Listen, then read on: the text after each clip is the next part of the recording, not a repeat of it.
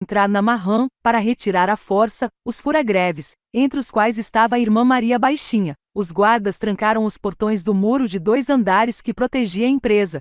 O muro era tão alto que de fora nem dava para ver o interior da fábrica. Mas a peão usada era muita. Devia haver mais de 500 operários ali. Foi quando um grevista gritou: "Derruba o muro!" E minutos depois, empurrado pela malta, o muro inteiro veio ao chão com estrondo. O piquete invadiu a fábrica e os fura-greves, a irmã inclusive, foram postos para fora literalmente a tapas, obrigados a passar por um longo corredor polonês.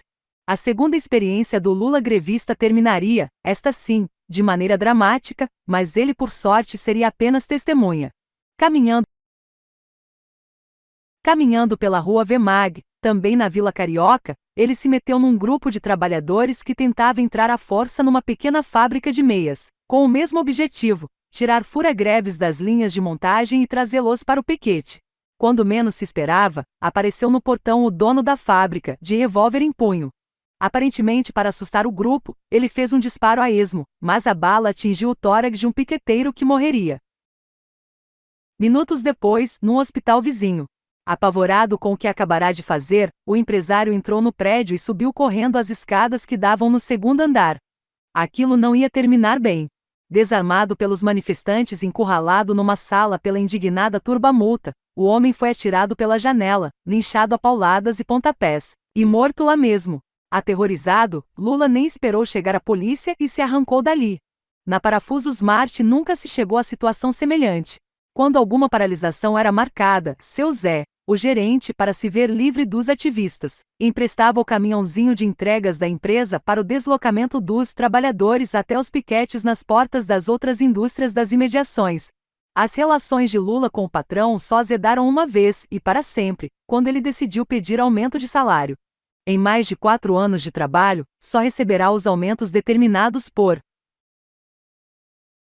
dissídios coletivos. Aos poucos percebeu que vários colegas realizavam o mesmo trabalho e ganhavam mais que ele. Ao saber que Vitório, seu vizinho de bancada, produzia metade e ganhava o triplo do seu salário, tomou coragem e reivindicou uma equiparação. O patrão reagiu com aspereza: "Aumento? Nem pensar. Nós financiamos 3 anos de estudos seus, não temos por que lhe dar aumento." Desbocado, Lula deu o troco: "Financiaram porra nenhuma. Quem pagou meu curso foi o Senai e eu quero ganhar o mesmo que meus colegas de trabalho. Ou vocês me dão aumento ou eu peço as contas." O aumento não saiu e Lula trocou a Parafusos Marte por um emprego noturno na Metalúrgica Independência, pequena indústria de propriedade de um imigrante polonês, também na Vila Carioca, onde produzia discos de segredos para fechaduras de cofres fortes bancários. Foi lá, durante uma madrugada de trabalho, em junho de 1964, que Lula perdeu o dedo mindinho da mão esquerda. "Eu entrava às 7 da noite e saía às 6 da manhã, época em que fazia hora extra. Trabalhava à noite e dormia o dia inteiro. Ia sem jantar, levava lanche. De noite tinha pouca gente que trabalhava nessa fábrica, acho que uns 6 ou 7. Por volta das 2 horas da manhã, no meio de um de seus turnos, um parafuso da prensa transversal quebrou, e para substituí-lo, ele precisou fazer um novo. Chamou o companheiro da bancada mais próxima para ajudá-lo. Nem lembro seu nome, mas quando fui colocar o parafuso na prensa, ele cochilou. Eram umas 2 ou 3 horas da manhã. Esse companheiro, visivelmente cansado, vacilou e soltou o braço da prensa. Ela fechou no momento em que eu estava entrando com a mão para trocar o parafuso. Tentei me esquivar, mas ela amassou meu dedo. Na hora nem senti muita dor. Com a mão imobilizada pelo acidente, Lula teve que esperar o dia clarear para que aparecesse um médico no pronto-socorro do hospital mais próximo da fábrica. 81. Aos 18 anos, Lula, o segundo da ex para diretor, e um grupo de colegas do Senai no Ipiranga. 82. Meses depois ele põe gravata pela primeira vez na vida, mais merecidamente. Naquela noite receberia a chave do paraíso, o diploma do curso do Senai. Agora ele tinha uma profissão. Era um torneiro mecânico. Me levaram para um hospital lá na Vila Carioca. Na minha opinião, o médico poderia ter aproveitado metade do dedo, da junta para cá. mas achou que era mais fácil arrancar tudo de uma vez do que fazer uma cirurgia. E preferiu amputar. Conheço um monte de gente que sofreu o mesmo acidente que eu e que não precisou arrancar tudo. Acho que foi um pouco de precipitação. Ou que fosse mais fácil arrancar do que fazer uma cirurgia. Fiquei 2 dias internado no hospital, fizeram a cirurgia com anestesia local e aí voltei para casa. Passei 15 dias me recuperando e depois voltei ao trabalho. Lula ignorava que cada dedo perdido em acidente de trabalho atribuía à vítima uma indenização diferente. Aproveitou os 15 dias de licença para procurar seus direitos. Apareceu um advogado. Fui correndo até o escritório e assinei todos os papéis que ele pediu para assinar. Ao receber o dinheiro, cerca de 300 cruzeiros ou cruzados, sei lá, ele me cobrou 20%. Lula começou a chorar. Como é que eu ia falar para minha mãe que tinha perdido parte do dinheiro? Corri até o sindicato, expliquei a história para outro advogado, e ele falou pro outro: não cobra desse rapaz, ele é um garoto, acabou de perder o dedo. Imagine você, perdeu o dedo, e ainda vai pagar pelo processo? Voltei até lá, levei um tremendo carão, uma baita esculhambada, mas me deu meu dinheiro. Nos primeiros meses, Lula sentiu muita vergonha, um certo complexo. Tentava enfiar a mão no bolso, tinha vergonha de pegar ônibus, vergonha de que as pessoas vissem sua mão sem o dedo. Mas o tempo foi passando e ele não se preocupou mais com isso. Só estranhava a ausência do mendinho ao juntar as mãos em concha na torneira para lavar o rosto, e a água escorria pelo cotoco. Brincalhão, lamentava que o cirurgião tivesse amputado o dedo inteiro, sem deixar nem um toquinho para coçar o ouvido. Como indenização pela mutilação, recebeu CR-cifrão 351 mil. É muito difícil precisar o equivalente a essa quantia 6 décadas depois, já que os dois únicos indicadores disponíveis apresentam defasagens que vão de reais 3,5 mil, IPC-FIP, a reais 16,3 mil, IPC-FIP. Lula pode até não conseguir calcular quanto valeria hoje a indenização, mas não esquece como ela foi consumida. Parte do dinheiro desde entrada num terreno na Vila Liviero, nas imediações do Sacomã, que acabei vendendo tempos depois. Além disso mobiliei, pagando à vista, toda a cozinha da minha mãe, um armário, uma mesa e 4 cadeiras de fórmica, material que estava na moda. E ainda sobraram CR-cifrão 40 mil. Guardei a metade e emprestei o CR-cifrão 20 mil restantes ao Jaime, meu irmão mais velho. Apesar do acidente, Lula permaneceu na empresa por mais alguns meses. Acabou deixando a metalúrgica Independência e passou um curto período desempregado até conseguir uma vaga de meio oficial torneiro na Fris Molducar, metalúrgica de médio porte do Ipiranga que fornecia frisos e molduras metálicas para a indústria automobilística. Foi lá, em dezembro de 1965, que recebeu pela primeira vez o 13º salário.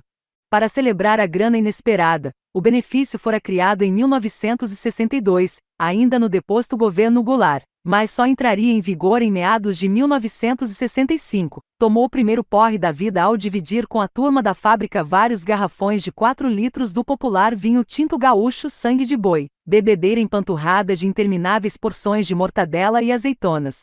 E no dia seguinte, ainda curtindo a macacoa do Pileque, Lula se deu o primeiro presente da vida, uma bicicleta comprada de segunda mão. Tão estropiada que dava mais trabalho que prazer. Sua passagem pelo novo emprego seria breve. Ele não tinha completado 1 ano de casa quando foi convocado para fazer hora extra no sábado e no domingo, tentado pelos irmãos e por um grupo de amigos, na sexta-feira à noite ele resolveu passar o fim de semana com a turma na Praia de Santos, usando o dinheiro que o patrão havia adiantado para a condução e as refeições durante o serão. Na segunda de manhã foi abordado por um gerente. Por que você não apareceu para trabalhar no fim de semana? Torrado como um camarão pelo sol do litoral, Lula ficou com vergonha de inventar uma mentira e confessou: fui para Santos com meus amigos. A resposta veio na hora: então você vai para a rua. Está demitido. 10. A noiva dá um ultimato a Lula. Você tem que escolher o sindicato ou o casamento. Os dois não dá. Como Lula descobriria em poucos dias, não podia haver pior momento para estar desempregado. A recessiva política econômica da ditadura que se instalara no Brasil em abril de 1964, após um golpe militar contra o presidente João Goulart, estreitar ainda mais o mercado de trabalho, e as placas com ofertas de emprego desapareceram das portas das fábricas. Golpe militar? Para Lula, o que acontecerá tinha sido uma revolução democrática, assim mesmo com as iniciais maiúsculas, como saía nos jornais, que livrara o país do comunismo e da corrupção. Nem ele nem nenhum de seus colegas da Metalúrgica Independência, onde trabalhava quando os militares tomaram o poder, tinha dúvidas a esse respeito. Ao contrário do irmão comunista, Lula sentia muito orgulho de ver as Forças Armadas empenhadas na tarefa de consertar o Brasil. Sua compreensão do que se passava no país não ia além dessas informações básicas, na verdade, frases que ele ouvia no trabalho e na hora da cerveja com os amigos. Quando veio o golpe, eu não tinha a menor noção do significado daquilo. Tinha 18, 19 anos, e o que a gente ouvia na meia hora de almoço da fábrica era um pessoal muito otimista, porque o exército ia resolver o problema, mesmo sem saber precisamente o que era o problema. O que eu sei é que a credibilidade das Forças Armadas entre os trabalhadores era impressionante. Sem nenhum interesse e nenhuma informação sobre temas políticos, só abria o jornal O Diário da Noite, para ir direto à página de futebol, em busca de notícias de seu time do coração, o Corinthians. Sua alienação podia ser medida pelo fato de, mesmo apoiando os militares, alimentar silenciosa admiração pelos nomes dos ex-governadores Leonel Brizola e Miguel Arraes, inimigos jurados do novo regime, que despachara ambos para o exílio. O problema, e logo Lula descobriria isso, era a falta de trabalho. Fosse de quem fosse a culpa, a vaga de demissões campeava solta pelo maior parque industrial do Brasil. Na década de 1960 o país ainda não fazia levantamentos regulares das taxas de desemprego, mas bastava circular pela região do ABC para saber que a economia encolhia a olhos vistos. Nessa época os Silva se espremiam numa casinha na Vila São José, na cidade de São Caetano do Sul. Imóvel que havia sido comprado pelo irmão Jaime com o dinheiro ganho no bingo, foi a primeira casa própria da família desde a partida de Caetés. E era de lá que Lula saía todos os dias, de segunda a sexta-feira, às 6 horas da manhã, para caminhadas de 10, 15 e até 20 quilômetros, batendo de fábrica em busca de trabalho. Quando a peregrinação era muito longa, ele sentava num banco de praça para tirar os sapatos e relaxar, mas logo encontrava dificuldades para calçá-los de novo. Tão inchados ficavam os pés depois do estirão. Foram meses de penoso equilíbrio na corda bamba do desemprego. Sem dinheiro para a condução, para a cerveja do fim do dia, e até para os cigarros. Aos 20 anos Lula se via outra vez submetido à humilhação de ter que fumar bitucas catadas no chão das ruas. Não tinha emprego, não tinha nem a quem pedir dinheiro emprestado, já que os irmãos Frei Chico e Maria Baixinha também estavam desempregados, e a caçula, Tiana, era proibida pelo namorado de trabalhar. No desespero, superava o constrangimento e tomava pequenos empréstimos com amigos que se achavam em situação um pouco melhor. Até o hábito de ler jornal tinha mudado. Ele trocou os jornais esportivos pelo Diário Popular, e primeiro percorria com o dedo, um por um, os classificados cada vez mais raros de empregos, e só depois ia atrás de notícias do Corinthians. Nas ruas do ABC, topava com frustração atrás de frustração. Do Cora, não há vagas. Fontoura, não há vagas. Mercedes, não há vagas. Carmanguia, não há vagas. Parecia não haver um só emprego disponível no maior parque industrial da América Latina, como contaria o próprio Lula. Eu voltava para casa às 2, 3 da tarde, completamente amargurado, sem almoçar, sem fumar. Uma vez cheguei às 6 da manhã na Mercedes-Benz e dei com aquela fila imensa.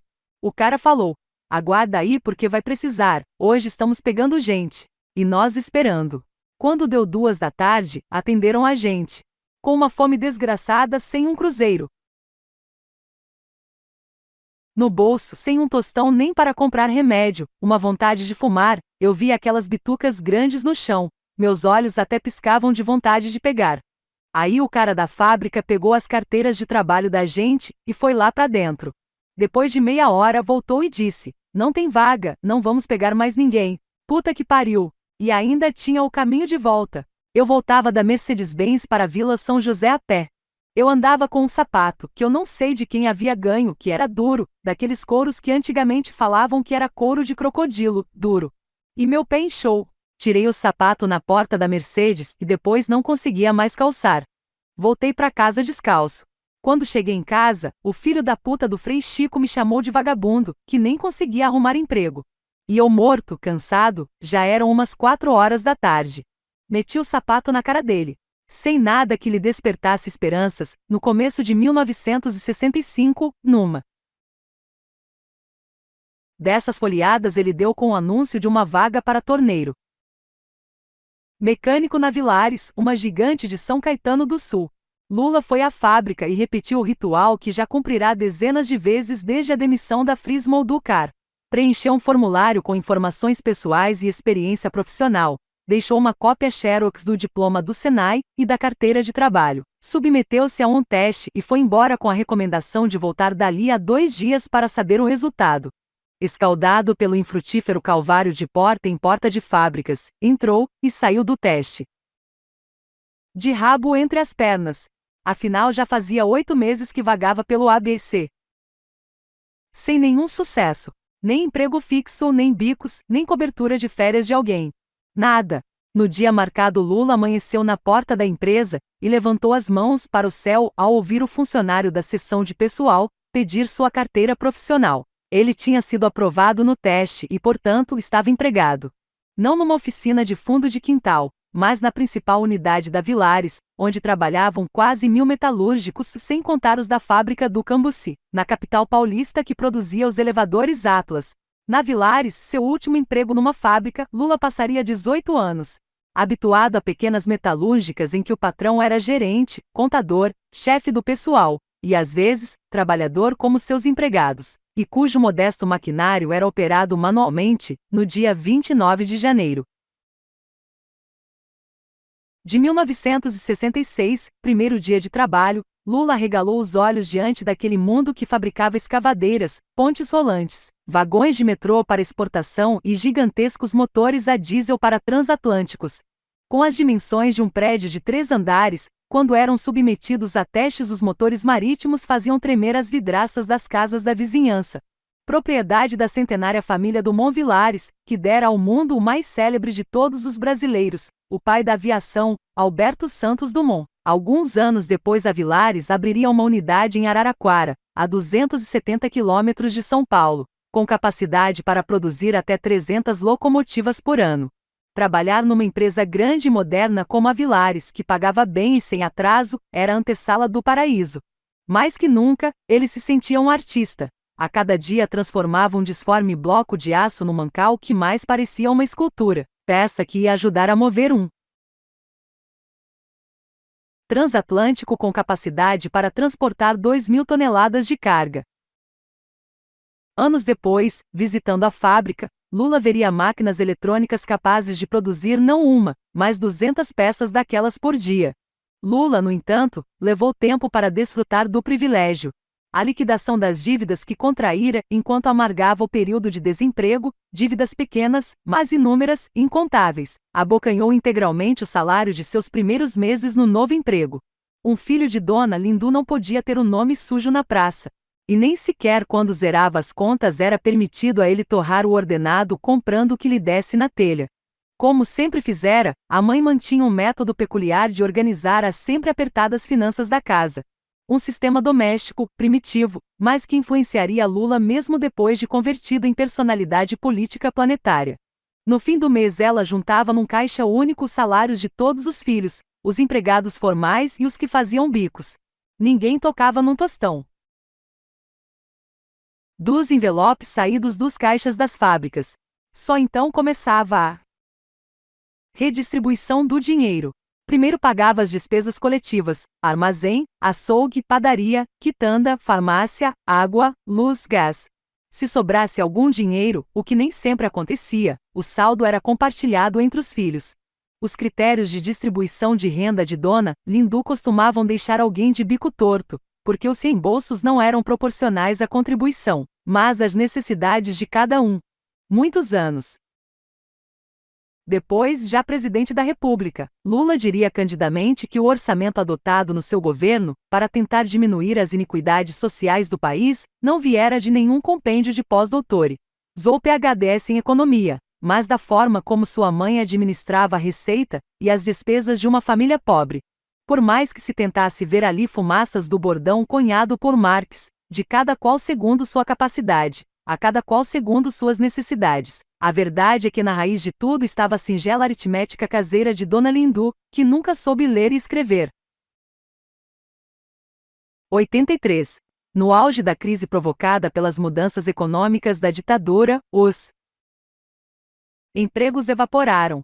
Como por milagre Lula conseguiu depois de uma exaustiva via-crucis de fábrica em fábrica. Não era um emprego qualquer. Era para trabalhar na gigante brasileira que fabricava transatlânticos e metros para o mundo inteiro. Ele agora era empregado da Vilares. A aplicação do método Lindu era simples. Se alguma das meninas estivesse namorando, recebia um adicional para comprar um vestido novo, mesmo que não tivesse contribuído naquele mês para o caixa familiar. Os rapazes que fumavam, moças de família não costumavam fumar naquela época, faziam jus a um trocado para o cigarro, e os festeiros também abiscoitavam um dinheirinho para o rabo de galo ou a Cuba Libre do sábado. Quem trabalhava mais longe recebia mais dinheiro para a condução. Com isso tornou-se corriqueiro que um dos filhos entregasse todo o salário ao caixa de Dona Lindu e não recebesse nada de volta, ou que não entregasse nada e recebesse um tanto. Nunca se soube de algum protesto familiar, já que nenhum dos filhos se atreveria a enfrentar a severidade da mãe.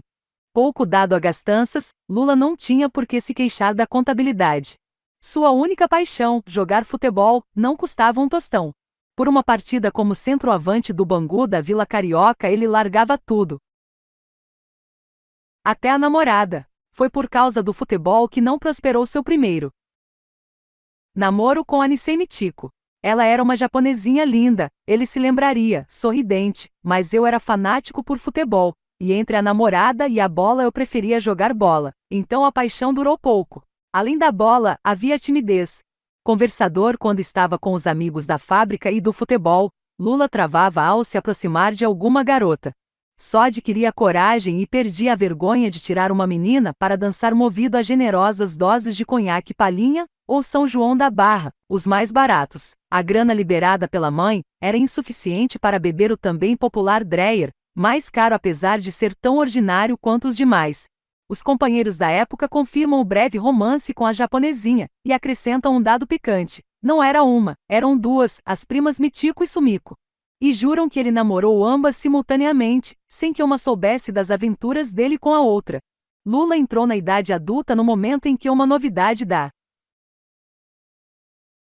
indústria farmacêutica mudava não só os conceitos de controle de natalidade, mas sobretudo os costumes do mundo, a pílula anticoncepcional. Tratada pela maioria das sociedades e religiões, desde sempre, apenas como meio de reprodução, a prática do sexo seria liberada pela pílula também como forma de prazer. Até então, 10 entre 10 adolescentes brasileiros perdiam a inocência nos braços de prostitutas. Um rapaz ter a primeira relação sexual, desmamar, como se dizia, com a própria namorada era coisa rara. Até porque a virgindade era uma das virtudes exigidas para uma moça conseguir um bom casamento.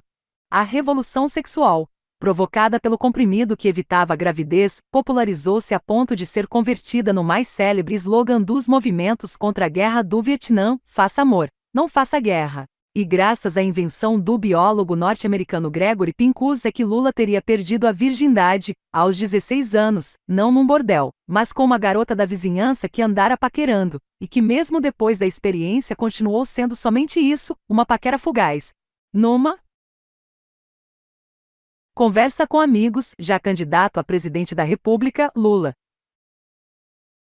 confessaria que havia desmamado, não com uma namoradinha, mas num prostíbulo na Boca do Lixo, em São Paulo. Fui à zona pela primeira vez aos 16 anos. Me indicaram uma casa que era conhecida como o famoso 69 da Rua dos Andradas. Era uma depravação total. Perdi minha virgindade com 2 mulheres de uns 70 anos de idade. Paixão mesmo, para valer, ele só experimentou quando já tinha 18 anos. O objeto do seu afeto era Maria de Lourdes, uma mineira bonita, miúda e magrinha, de pele morena, nariz afilado, cabelos longos sobre os ombros, sobrancelhas finas e olhos negros. A história de Lourdes, nascida na cidade de Montes Claros, no norte de Minas Gerais, guardava semelhanças com a de Lula. Ambos tinham viajado para São Paulo de Pau de Arara, acompanhados das respectivas famílias, no mesmo ano de 1952. Além de vizinhos, ela era irmã do operário Jacinto Ribeiro, o Lambari, de quem Lula jamais se esqueceria. Lambari não era apenas um companheiro de cachaça, era meu melhor amigo. Nas épocas de aperto, se tivesse 2 cigarros no maço, ele ia na minha casa levar um para mim. Se tivesse 10 centavos no bolso, 5 eram meus e 5 dele. Quando eu estava desempregado, Lambari fazia de tudo para me ajudar. Lourdes tinha 17 anos e trabalhava como tecelã na Damatex, indústria que produzia carpetes e tapetes no Sacomã, distrito do Ipiranga, onde anos depois surgiria a favela Heliópolis. Ao perceber que seus sentimentos iam além da mera amizade pela irmã de um amigo, Lula sentiu bater de novo a insidiosa timidez. Ele simplesmente não sabia o que dizer a ela, como dizer, quando dizer. Ao ver que sozinho não sairia daquela sinuca afetiva, resolveu pedir socorro ao amigo Lambari. Lula entabulou com ele uma conversa que começou gaguejante mas solene, tratando o amigo pelo nome próprio, o Jacinto. Eu estou gostando da Lourdes, ué que bom, mas eu não sei como é que eu faço. Uai, só tem um jeito, vai lá e fala com ela, pô. Mas eu tenho vergonha. Sei lá, o que seus pais vão dizer? Não tem problema nenhum, rapaz. Vai lá e fala com ela. Aproveita a próxima hora dançante, tira a Lourdes para dançar e abre o jogo. O bailinho apareceu logo. A coragem não. Com o estímulo de uma dose de palhinha ele pareceu se animar. Ao ouvir os acordes iniciais da primeira seleção, nome que davam aos 30 minutos de música de cada lado do long play de vinil, Lula atravessou o salão e tirou Lourdes para dançar. Conversou trivialidades. Quando a primeira seleção acabou, ele não conseguirá sequer pronunciar a palavra namoro. Aproveitou o intervalo, foi ao bar, mandou mais uma talagada de conhaque e tirou-a de novo na segunda seleção. Dançaram, conversaram sobre amenidades, mas de namoro, nada. Só na quarta seleção, a qual correspondia à quarta dose de palhinha, é que ele desembuchou. Pediu Lourdes em namoro, ela topou, e meses depois já estavam noivos, de verdade, com autorização dos pais dela e aliança na mão direita. 84. A anotação manuscrita no pé da carteira funcional de Lula na Vilares mostra que ele seria demitido como punição pela liderança da greve de 1980. Como dirigente sindical ele, por lei, não poderia ser despedido. 85. Lula e Frei Chico, que naquela época ainda tinha cabelos. Halterofilista. Cruzava os braços nas fotografias para exibir bíceps e tríceps. 86. Lula com ar invocado e de camisa desabotoada, com os melhores amigos da juventude, Lambari, que viria a ser seu cunhado, e Olavo, que conseguiu um chiquíssimo Aero Willis para ele levar a noiva à igreja. Foi no decorrer dos 2 anos de noivado com Lourdes que o destino empurrou Lula do chão da fábrica para o caminho que ele trilharia para o resto da vida, o movimento operário. E a mão mais importante nessa metamorfose foi, sem nenhuma dúvida, a de seu irmão mais velho, cuja calva aposentara o apelido familiar, Ziza, e que já era conhecido como Frei Chico. Lula ainda era o baiano, forma pejorativa como alguns sulistas se referem a nordestinos em geral, ou taturana. Este apelido nascerá da desconfiança de um colega de fábrica de que os olhos vermelhos de Lula eram um sinal claro de que ele, além da cachaçinha, fumava maconha antes de ir para o batente. E não é maconha vagabunda, não, comentava o peão. Esse cara fuma é da boa, fuma taturana, a maconha mais forte da praça. Não era verdade. Os olhos vermelhos eram provocados por uma alergia. Lula nunca chegaria a experimentar drogas, mas o apelido durou alguns anos. Depois de alguns meses na Vilares, Lula sugeriu a Frei Chico que se candidatasse a uma vaga de soldador que abrirá na indústria. Desempregado, esse irmão era torneiro mecânico de formação, mas já trabalhará como retificador de motores, ajudante de caminhão e como soldador.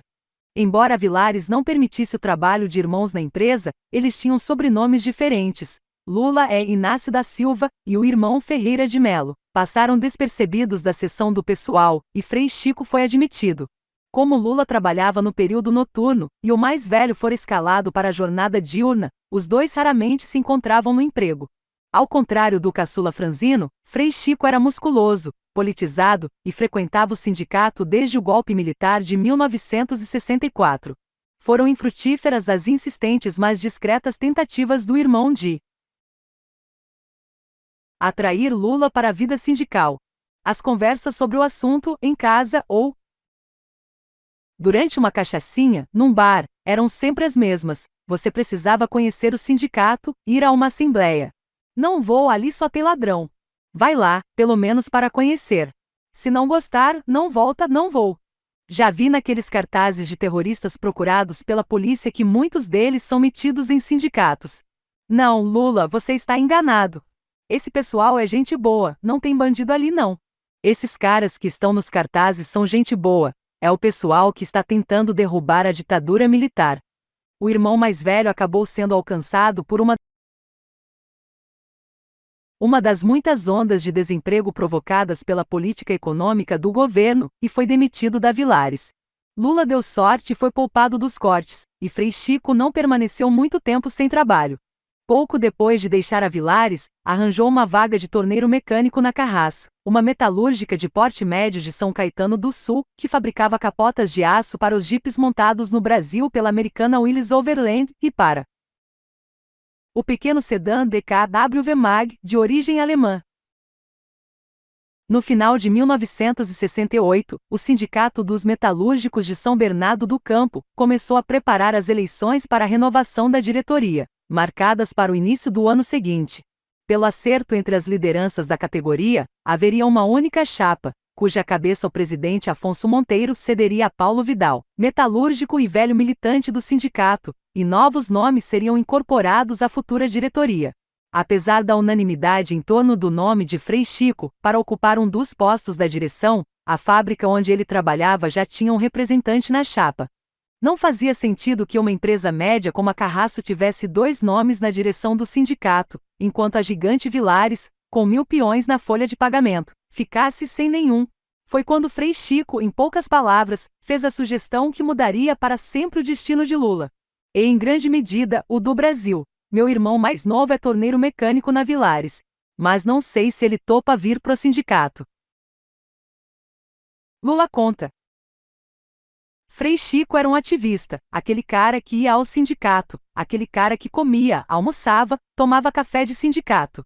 Todo o restante da família era antissindicato. Achávamos o que muito trabalhador acha ainda hoje, que lá só tinha ladrão, que a diretoria era toda de ladrões, que todo mundo era safado, que meu irmão era bobo de ir ao sindicato. E isso era motivo de uma briga permanente. A gente fazia uma reunião de família, ou estava ali tomando uma cachaça, já vinha ele, porque o sindicato. E quando ele começava, já todo mundo era contra, já ia todo mundo dando esporro nele, porque não queríamos ouvir falar de sindicato. Como Frei Chico temia, Lula pulou fora. Foi sincero e insistiu no medo de se meter naquela história de sindicalismo, mundo que ele, como boa parte dos colegas, associava a subversão, prisão, tortura. Frei Chico reiterou que nenhuma organização clandestina estava por trás do movimento, o que era verdade, e Lula acabou pedindo os dias para pensar.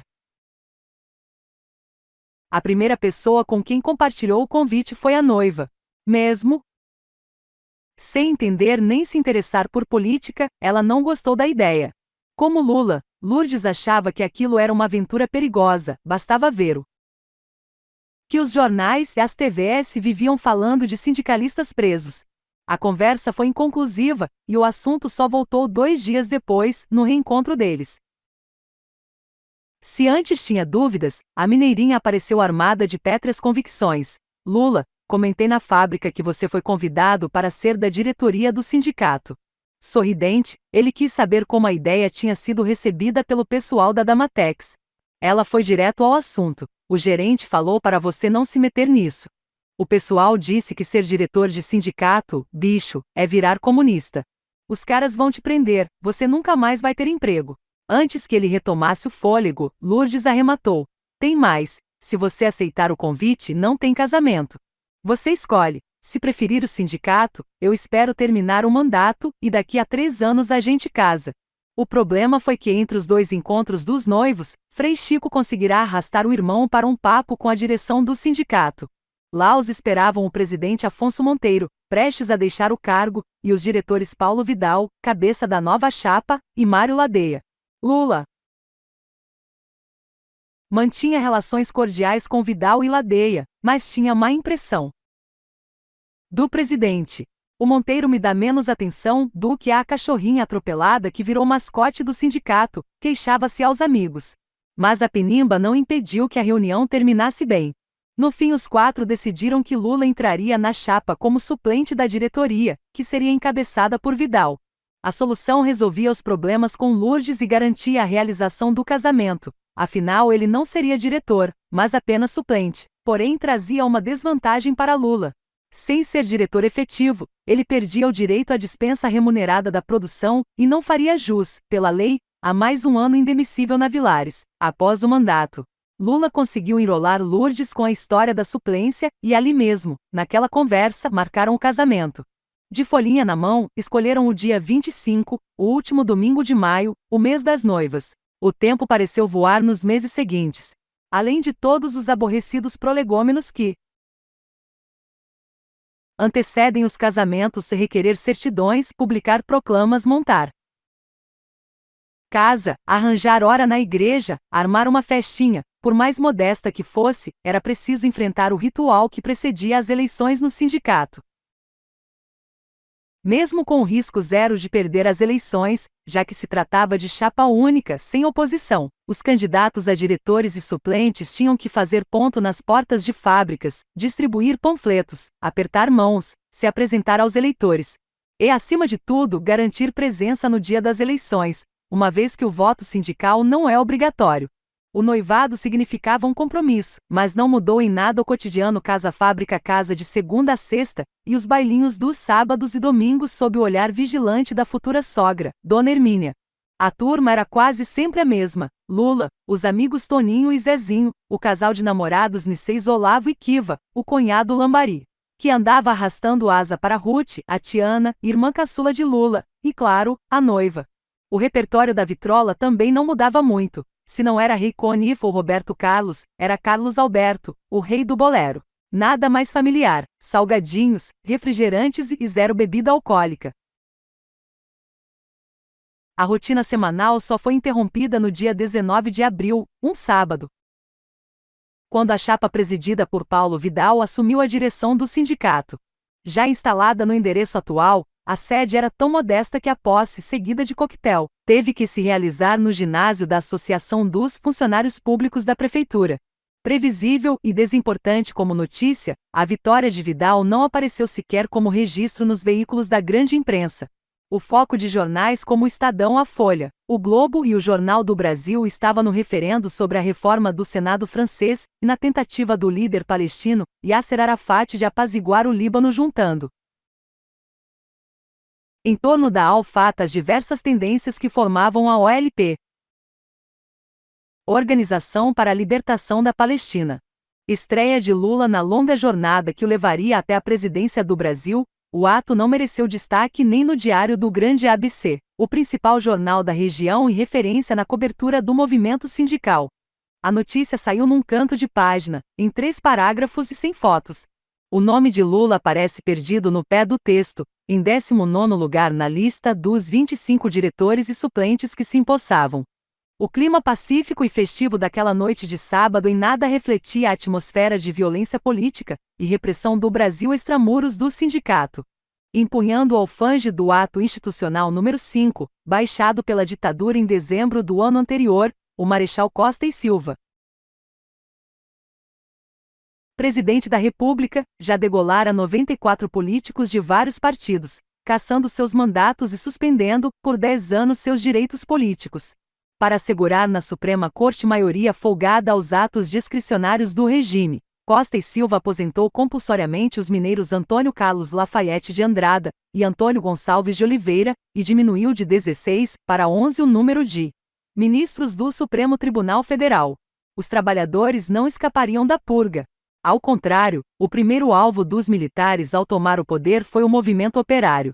Desde 1964, o governo havia decretado intervenção em 483 sindicatos, 49 federações e 4 confederações. Desmanteladas as organizações, as principais lideranças estavam presas, exiladas ou escondidas. Mas ainda assim, para se prevenir contra eventuais ousadias reivindicatórias, 3 semanas antes da eleição da chapa de Lula em São Bernardo, Costa e Silva baixaram um ato institucional determinando que os chamados crimes contra a segurança nacional não seriam mais julgados pelo Supremo, mas pela Justiça Militar. A peãozada que festejava a posse de Paulo Vidal talvez nem soubesse disto, mas entre os crimes contra a segurança nacional previstos no ato de Costa e Silva estavam as greves que logo começariam a pipocar no ABC. A cabeça de Lula, porém, estava em outro lugar. No dia 23 de maio, uma sexta-feira, um mês depois de debutar na vida sindical, ele e Lourdes pediram licença aos respectivos chefes para sair mais cedo do trabalho e realizar, num cartório de São Bernardo, o ato civil do casamento. Cumpriram um rápido ritual presidido pelo juiz de paz acompanhados apenas das 4 testemunhas exigidas por lei. Os noivos estavam muito elegantes. Com um coque do qual o cabelo saía em laçadas, Lourdes vestia um manto escuro, do tipo redingote, e Lula, de bigode raspado e cabelos aparados. Usava um terno cinza de 4 botões, novinho em folha, camisa branca engomada e gravata cinza. Somente para não deixar a data passar em branco, reuniram mais meia dúzia de amigos e se dirigiram à casa da noiva para uma cervejinha acompanhada de tiragostos. No fim da noite, quando todos se despediam, Lula foi ficando certo de que dormiria aquela noite com Lourdes, iniciando ali mesmo a lua de mel. Afinal, já eram marido e mulher. A ousadia foi vetada na hora por Dona Hermínia, dormir juntos, só depois de casar na igreja. Ele ainda tentou argumentar, de certidão na mão, já somos casados de papel passado, olha aqui. Mas a adesão de Dona Lindu ao veto da consogra encerrou o assunto. Até que a união fosse sacramentada pelo casamento religioso, cada um ia dormir na sua própria casa. Na tarde de domingo, o dia começando a escurecer, Lourdes chegou à igreja de Nossa Senhora das Mercês, no Sacomã, a bordo de um reluzente Aero Willys cinza, na época, o mais caro e elegante automóvel produzido no Brasil, que havia sido arranjado por um amigo da fábrica. De vestido branco, a noiva tinha a cabeça coberta por uma grinalda ornada por florzinhas de seda, que terminava numa longa cauda de tule. Lula não ficará atrás. Usava outro terno novo, azul marinho, gravata prateada e, como no casamento civil, tinha a gaforinha meticulosamente domada por brilhantina. As fotos do casamento, tanto as do civil como as do religioso, deixam a impressão de que os noivos estavam tensos e nervosos. O único e discreto sorriso perceptível é de Lula, captado no momento em que ele, solene, estende a mão para receber Lourdes na porta do carro, em frente à igreja. A cerimônia terminou com um beijinho do noivo na testa da noiva, e de lá foram todos celebrar na casa de Dona Lindu na rua Jabaquara, na Vila Pauliceia. As mães dos noivos cuidaram de abastecer a festa com salgadinhos, sanduíches, batatinhas fritas e bolo. As bebidas ficaram por conta do noivo. Lula lembra que o miserê era tão grande que tiveram que calcular quantas crianças iriam, e comprar uma garrafa de guaraná para cada uma delas. Após a festa, os noivos tomaram um ônibus noturno, que os levaria a Poços de Caldas, estância hidromineral do sul de Minas, para 6 dias de lua de mel. O noivo viajou meio de lado, no pior assento, que dava para a porta do banheiro do veículo. Quando saíram de casa em direção à estação rodoviária, a despedida foi uma choradeira sem fim. Aos 23 anos, era a primeira vez na vida que Lula dormiria longe da família. Em Poços fizeram o tour tradicional dos noivos. Jogaram moedas na Fonte dos Amores. Conheceram a cidade de Charrete e atiraram farelos de pão aos cisnes a bordo de um dos barquinhos semelhantes às gondolas venezianas que eram alugados pelo Country Club. Uma semana depois já iniciavam a vida de casados na casinha de um dormitório da rua Jabaquara, no mesmo bairro onde viviam quando solteiros, imóvel que os dois haviam comprado com dinheiro tomado no BNH, Banco Nacional da Habitação, estatal encarregada de financiamentos imobiliários a longo prazo. 87, 88 e 89. A poder de vários goles de conhaque, Lula toma coragem, tira Lourdes para dançar e meses depois estavam se casando, sem que ele tivesse que abandonar a vida sindical, como ela exigirá inicialmente. A lua de mel foi no paraíso mineiro chamado Poços de Caldas. 11. Já sei, doutor, meu bebê nasceu morto. Seja forte, seu Luiz, porque a notícia é pior, a Lourdes. Sua esposa também faleceu. Uma visível metamorfose estava se processando na vida de Lula. Apesar da relutância inicial, ele acabou tomando gosto pelo movimento e pela agitação permanente no sindicato. Nunca passará por sua cabeça fazer carreira no movimento sindical, mas aos poucos ele se tornaria um frequentador regular das assembleias que antes tanto o entediavam. Com o passar do tempo, sua presença foi rareando nas cervejadas, nos churrascos e até nas peladas de fins de semana do Bangu. As horas de folga eram dedicadas ao sindicato. Lula não precisou da catequese nem das teorias do irmão comunista para descobrir a importância do sindicato na vida e no dia a dia do trabalhador. Fez isso sozinho, a partir da observação. Não era só pelo assistencialismo social, como convênios médicos, que poupava os associados da incúria dos serviços públicos de saúde. Mais que um abrigo, a seus olhos o sindicato foi adquirindo os contornos de um lar, uma espécie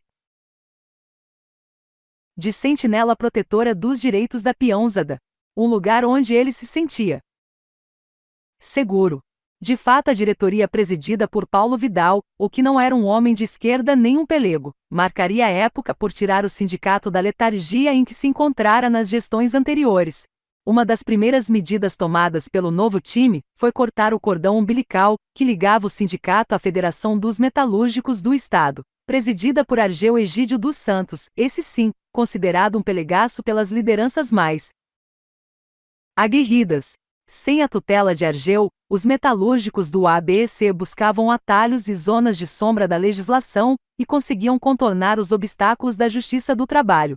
A partir de então, as campanhas salariais passaram a ser negociadas diretamente com os empresários da indústria automobilística. O sindicato ampliou sua base, filiando milhares de novos associados com a ainda discreta ajuda das comunidades eclesiais de base. SEBs, da Igreja Católica, nascidas no progressista Encontro de Puebla, no México, em janeiro de 1979, por ocasião da Conferência do Conselho Episcopal Latino-Americano, CELON, com a presença do Papa João Paulo II. Antes do fim do primeiro mandato de Vidal, que se reelegeria em 1972, o número de trabalhadores sindicalizados subiu de 20% para 50% da mão de obra empregada na região. O poder de pressão do sindicato sobre os patrões, sobre o governo crescia na mesma proporção. Mesmo ocupando um cargo formalmente relevante, suplente do Conselho Fiscal, Lula passou a ter presença ativa na vida sindical.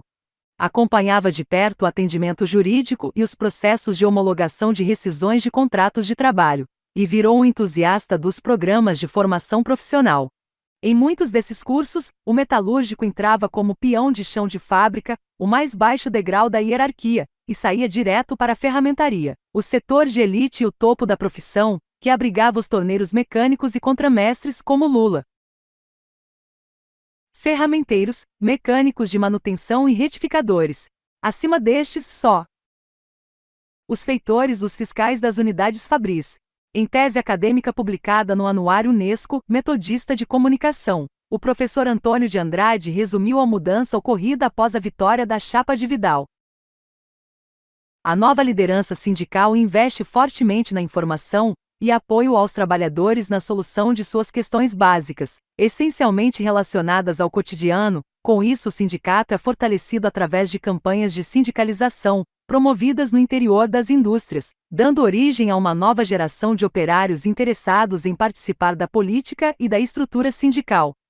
Fruto imediato das transformações seria a promoção permanente de encontros, cursos, palestras e congressos com a finalidade de sensibilizar os trabalhadores para a discussão de suas carências, dificuldades no trabalho e encaminhamento de propostas de ação.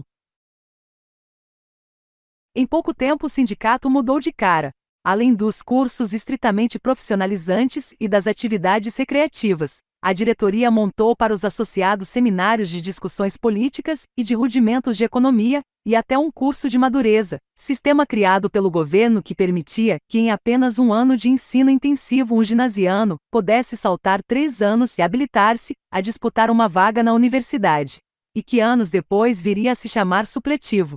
Com seu jeito conciliador e envolvente de tratar os oponentes nas discussões e negociações, a figura de Lula se destacava entre as lideranças operárias não só do ABC, mas de toda aquela região industrial.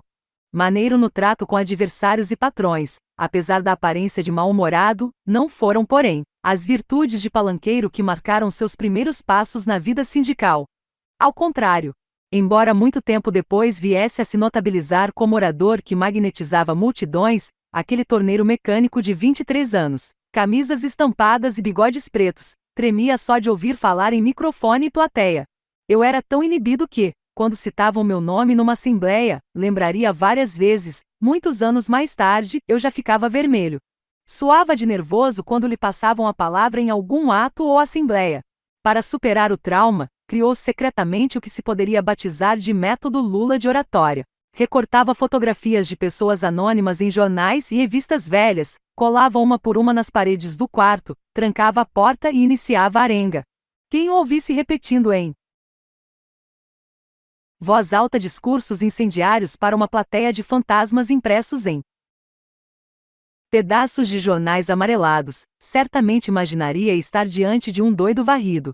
Conforme confessou a revista alemã Der Spiegel, quando se sentia muito solitário no período em que esteve preso em Curitiba, em 2018, Lula recorria ao método, colava fotos na parede da cela e conversava com elas. A vida corria bem demais. Nas conversas com amigos e familiares ele repetia em detalhes o que era a arte de tornear peças que iam ajudar a mover transatlânticos. A atividade sindical era estimulante, o trabalho na Vilares o enchia de orgulho e a lua de mel parecia não ter fim. Somados, os salários do casal permitiram realizar o sonho alimentado desde os primeiros dias de namoro, ter um bebê. O resultado da tentativa de começar a constituir família surgiu em outubro. 6 meses depois do casamento, Lourdes contou ao marido que estava grávida. Mesmo dando expediente normal na fábrica durante a gestação, Lourdes teve uma gravidez sem atropelos, atendido pelos eficientes serviços médicos do sindicato. O casal acumulava o enxoval do bebezinho, cujo nascimento estava previsto para meados de julho de 1971. No dia 4 de junho, uma sexta-feira, porém, ela despertou pálida, queixando-se de dores fortes no ventre e com o olhar baço, amarelado. Lula marcou hora no médico do sindicato, mas Lourdes achou que era besteira e não foi. No sábado, quando ele chegou do trabalho para o almoço, ficou enfesado ao saber que ela tinha cabulado uma segunda consulta, com a desculpa de que precisava fazer horas extras para melhorar o orçamento da casa. Ela era capaz de trabalhar horas seguidas para ganhar um vintém a mais, Lula se lembraria. Levada às carreiras para o pronto-socorro do Hospital Modelo na divisa entre o ABC e São Paulo, que mantinha convênio com a Vilares, Lourdes foi diagnosticada com o princípio de icterícia provocada pelo baixo desenvolvimento do fígado do feto, disfunção que, segundo médicos e enfermeiros, tenderia a desaparecer em menos de uma semana. A explicação não convenceu o marido, preocupado com as dores que só aumentavam. Lula considerou mais prudente e seguro que Lourdes permanecesse no hospital. No dia seguinte recebeu a notícia de que sua mulher perderá o bebê. Correu para o hospital e, ao chegar lá em prantos, travou um curto diálogo com o médico de plantão. Seu Luiz, o senhor vai ter que ser forte. Tenho uma péssima notícia para lhe dar. Com o rosto molhado de lágrimas, respondeu entre soluços: eu já sei, doutor. A Lourdes perdeu o bebê, nosso filhinho morreu na barriga da mãe. O médico segurou-o pelos braços. Não, seu Luiz, é muito pior. Sua esposa também acaba de morrer. Carregando um embrulho com as roupinhas que levará para o sepultamento do nascituro, Lula se desmanchou nos braços dos amigos que o acompanhavam. O luto das perdas irreparáveis o transformou num zumbi. Esgueirando-se pelos cantos, sem querer ver amigos nem parentes, qualquer imagem, cena ou trecho de música que lembrasse a figura de Lourdes era suficiente para enterrar sua alma em cava depressão. Chegou a pensar em morar sozinho, mas a melancolia era tanta que acabou voltando para a casa da mãe. Futebol, cinema, cervejadas, nada parecia conseguir arrancá-lo do buraco. Namorada nova, nem pensar. Durante meses seguidos, quando percebia que alguma garota o espiava com um olhar interessado, baixava a cabeça e mudava de rumo. A vida foi entrando nos eixos a conta-gotas. Lula acabou fazendo as pazes com a velha paixão, o futebol, e nos fins de semana voltou a atuar no Náutico do Capibaribe, time criado por ele e pelo irmão Vavá quando ainda moravam na Vila Carioca. O nome poderia soar estranho a ouvidos paulistas, mas era familiar a garotos pernambucanos como eles. Capibaribe é o caudaloso rio que banha todo o seu estado natal, e corta em pedaços a capital, Recife, dando à cidade o pomposo título de Veneza Americana. Com fardamento vermelho, igual ao do Náutico original, o time não envergonhava ninguém, garantiam os Silva, titulares de 3 posições cativas. Lula era meia-direita e Frei Chico era zagueiro central, o Becão. A atrofia de parte da mão direita não impedia Vavá, o cartola do time, de ser o goleiro da equipe. Um bom goleiro. Vavá perderá o movimento de 3 dedos ao salvar a vida de uma colega de trabalho numa tecelagem. Os cabelos da operária enroscaram num tiro elétrico, ameaçando puxar a cabeça dela para as engrenagens. Para socorrê-la, Vavá parou instintivamente a máquina com a mão. Salvou a colega à custa da mutilação que carregaria para o resto da vida. 90. A vida sindical foi um elemento importante para Lula enfrentar a tragédia da viuvez tão precoce. Na foto acima, ele já é suplente da direção, faz parte da cúpula do sindicato, prestígio que dividia com Paulo Vidal, presidente, ao microfone. 91. A ficha funcional de Lula no sindicato com uma curiosa anotação: cargo que ocupa no sindicato, presidente. O futebol, a fábrica, as conversas de fim de semana e o intenso trabalho sindical puxaram-no aos poucos da fossa em que a viuvez o enterrara. Até as namoradas, que a trágica morte de Lourdes o fizera esquecer, voltaram a fazer parte de seus interesses. Mas o tempo que antes era destinado ao lar passou a ser consumido, na verdade, no local para onde sua energia estava voltada, o sindicato. Apesar das instalações modestas, o espaço tornou-se o ponto de encontro dos companheiros para cursos, debates salariais políticos, e também para o papo do final do expediente. Mesmo sendo um obscuro suplente, um dos últimos nomes da hierarquia, o incansável desempenho de Lula naqueles 3 anos fez dele, nas eleições de 1972, o nome natural, unânime, para ocupar a primeira secretaria, o posto mais importante da organização, depois da presidência. Entre os membros da chapa já era possível identificar alguns dos nomes que o acompanhariam na maratona de greves e enfrentamentos com o patronato dali para frente: Rubens Rubão, Teodoro da Silva, Nelson Campagnolo, Antenor Biolcati, Devanir Ribeiro e Djalma Bom. Além de sindicalista ativo e corajoso, o bigodudo Djalma era considerado um intérprete de boleros comparável aos maiores astros do rádio e da TV de então. Na virada de 1971 para 1972, Lula foi procurado por alguns trabalhadores da Ford, indústria que entrará para o clube das gigantes depois de adquirir o controle da Willys Overland do Brasil, fabricante, entre outras, da linha Jeep. O grupo lhe trazia uma proposta sedutora. Em fevereiro haveria eleições para a renovação da diretoria do sindicato, e o prestígio de Lula já transpusera as fronteiras da primeira secretaria. O pessoal da Ford sugeria que ele se desligasse de Paulo Vidal, candidato à reeleição, e aceitasse ser candidato a presidente na chapa de oposição que estava sendo montada dentro da Ford Willys. A cereja do bolo ficou para o final. A chapa contava com apoio oficial do Partido Comunista e, portanto, de todos os peões ligados ao partidão, entre eles seu irmão Frei Chico. Embora na época trabalhasse em São Caetano do Sul, o disciplinado Frei Chico fazia campanha abertamente para a chapa azul, de oposição contra a verde, liderada por Vidal. Lula sentiu no ar o inconfundível cheiro de traição e caiu fora, não respondeu. Eu vou continuar na minha chapa. Acertou. Abertas as urnas, a chapa de Vidal, Lula recebeu 4.814 votos, contra 3.389 dados à oposição liderada por Luciano Garcia Galache, da Ford Willys. Dispensado por lei da produção na Vilares, agora que era efetivo, além de ter sala própria, Lula dispunha da assessoria permanente de 2 advogados do primeiro time, Maurício Soares, que viria a ser deputado e 3 vezes prefeito de São Bernardo, e o jornalista e poeta Posidônio Sampaio, que parecia ter um pé no partidão. Depois se incorporaria à equipe o advogado trabalhista Almir Pazianotto Pinto, que após a redemocratização do país, se tornaria ministro do Trabalho e presidente do Tribunal Superior do Trabalho. A primeira secretaria era uma espécie de prefeitura do sindicato. Pelas mãos de Lula passavam todos os processos ligados à Previdência Social e ao Fundo de Garantia, os pedidos de aposentadoria por tempo de serviço ou invalidez, e a administração de todos os convênios e serviços prestados à categoria.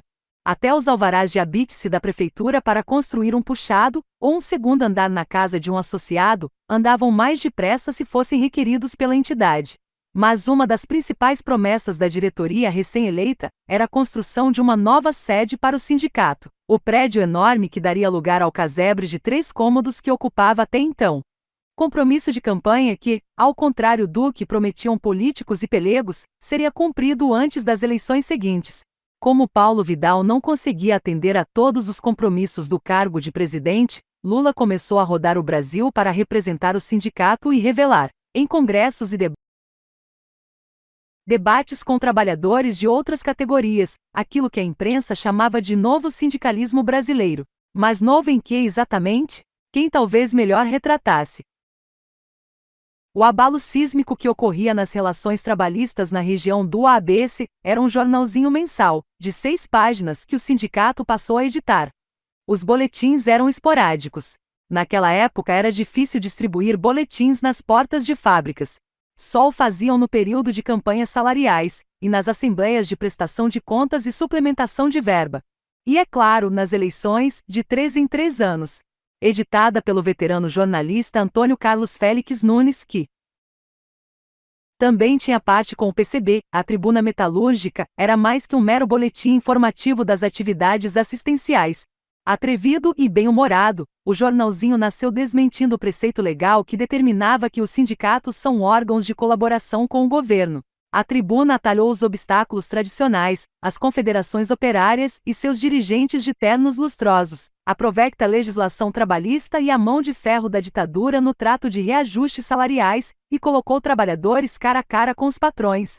Publicava os salários médios que eram pagos na região coberta pelo sindicato, fábrica por fábrica, e os comparava com outra tabela atualizada regularmente, com a variação dos preços dos 28 produtos alimentícios considerados básicos. O jornal apontava o dedo para uma das gigantes multinacionais, irredutível quanto a conceder a seus empregados ajustes salariais superiores aos permitidos pelo governo. A Mercedes-Benz aumentou em 50% a remuneração dos membros do seu conselho de administração, e em 121%, o salário mensal de seus diretores. Quem costumava dar essas alfinetadas nos patrões era João Ferrador, personagem criado por Félix Nunes e desenhado por Laerte, jovem ilustrador ligado ao movimento sindical, e que, apesar de ter apenas 20 anos, já era militante de carteirinha do Partido Comunista, onde atuava sob o codinome de Maurício. Décadas depois, já reconhecido como um dos maiores cartunistas brasileiros, Laerte escandalizaria alguns de seus antigos camaradas do velho partidão ao se assumir como transgênero e praticar crossdressing, isto é, vestir-se de mulher. Seu primeiro filho célebre, o bonequinho João Ferrador, converteu-se no símbolo das greves que ferveriam o ABC nos anos seguintes. Sempre mal-humorado, João Ferrador já aparecia de manhã, nos panfletos distribuídos nas portas das fábricas, avisando: "Hoje eu não estou bom." 92 e 93. O novo sindicalismo que nascia no ABC fez transformações importantes também nas formas de comunicação com a base. Uma delas foi a criação do jornal Tribuna Metalúrgica. A ferveção do movimento sindical seduziu um comunista de carteirinha. Partidão dos pés à cabeça, Laerte criou o símbolo da luta, o João Ferrador, bonequinho que com frequência aparecia enfesado e avisando: "Hoje eu não estou bom." Os números, cálculos e percentuais adotados pelo sindicato e publicados na Tribuna vinham do Diese, Departamento Intersindical de Estatísticas e Estudos Socioeconômicos. Quando Lula começou a recorrer a esses números, a entidade era presidida por um inimigo jurado dos militares, o químico Marcelo Gatto, do Sindicato dos Metalúrgicos de Santos e membro da direção regional do PCB. Eleito deputado federal pelo MDB, Gatto teve seu mandato cassado pelo presidente Geisel em 1976. Um teórico da conspiração não teria dúvidas. A desenvoltura com que passaram a gravitar em torno do sindicato tantos comunistas, todos do Partido Comunista Brasileiro, stalinista e pró-soviético, era prova indiscutível de que o partidão participava formal e organicamente da nova diretoria. A suspeita parecia ganhar substância quando se sabia que Lula, a figura mais vistosa e popular do sindicato, era irmão de Frei Chico, quadro carimbado do PCB. Nada mais equivocado. É difícil precisar quem descobriu primeiro os dotes de encantador de multidões de Lula, a ditadura ou o Partido Comunista. O registro policial supostamente mais remoto dele, que ainda era apenas Luiz Inácio da Silva, data desse seu período no sindicato.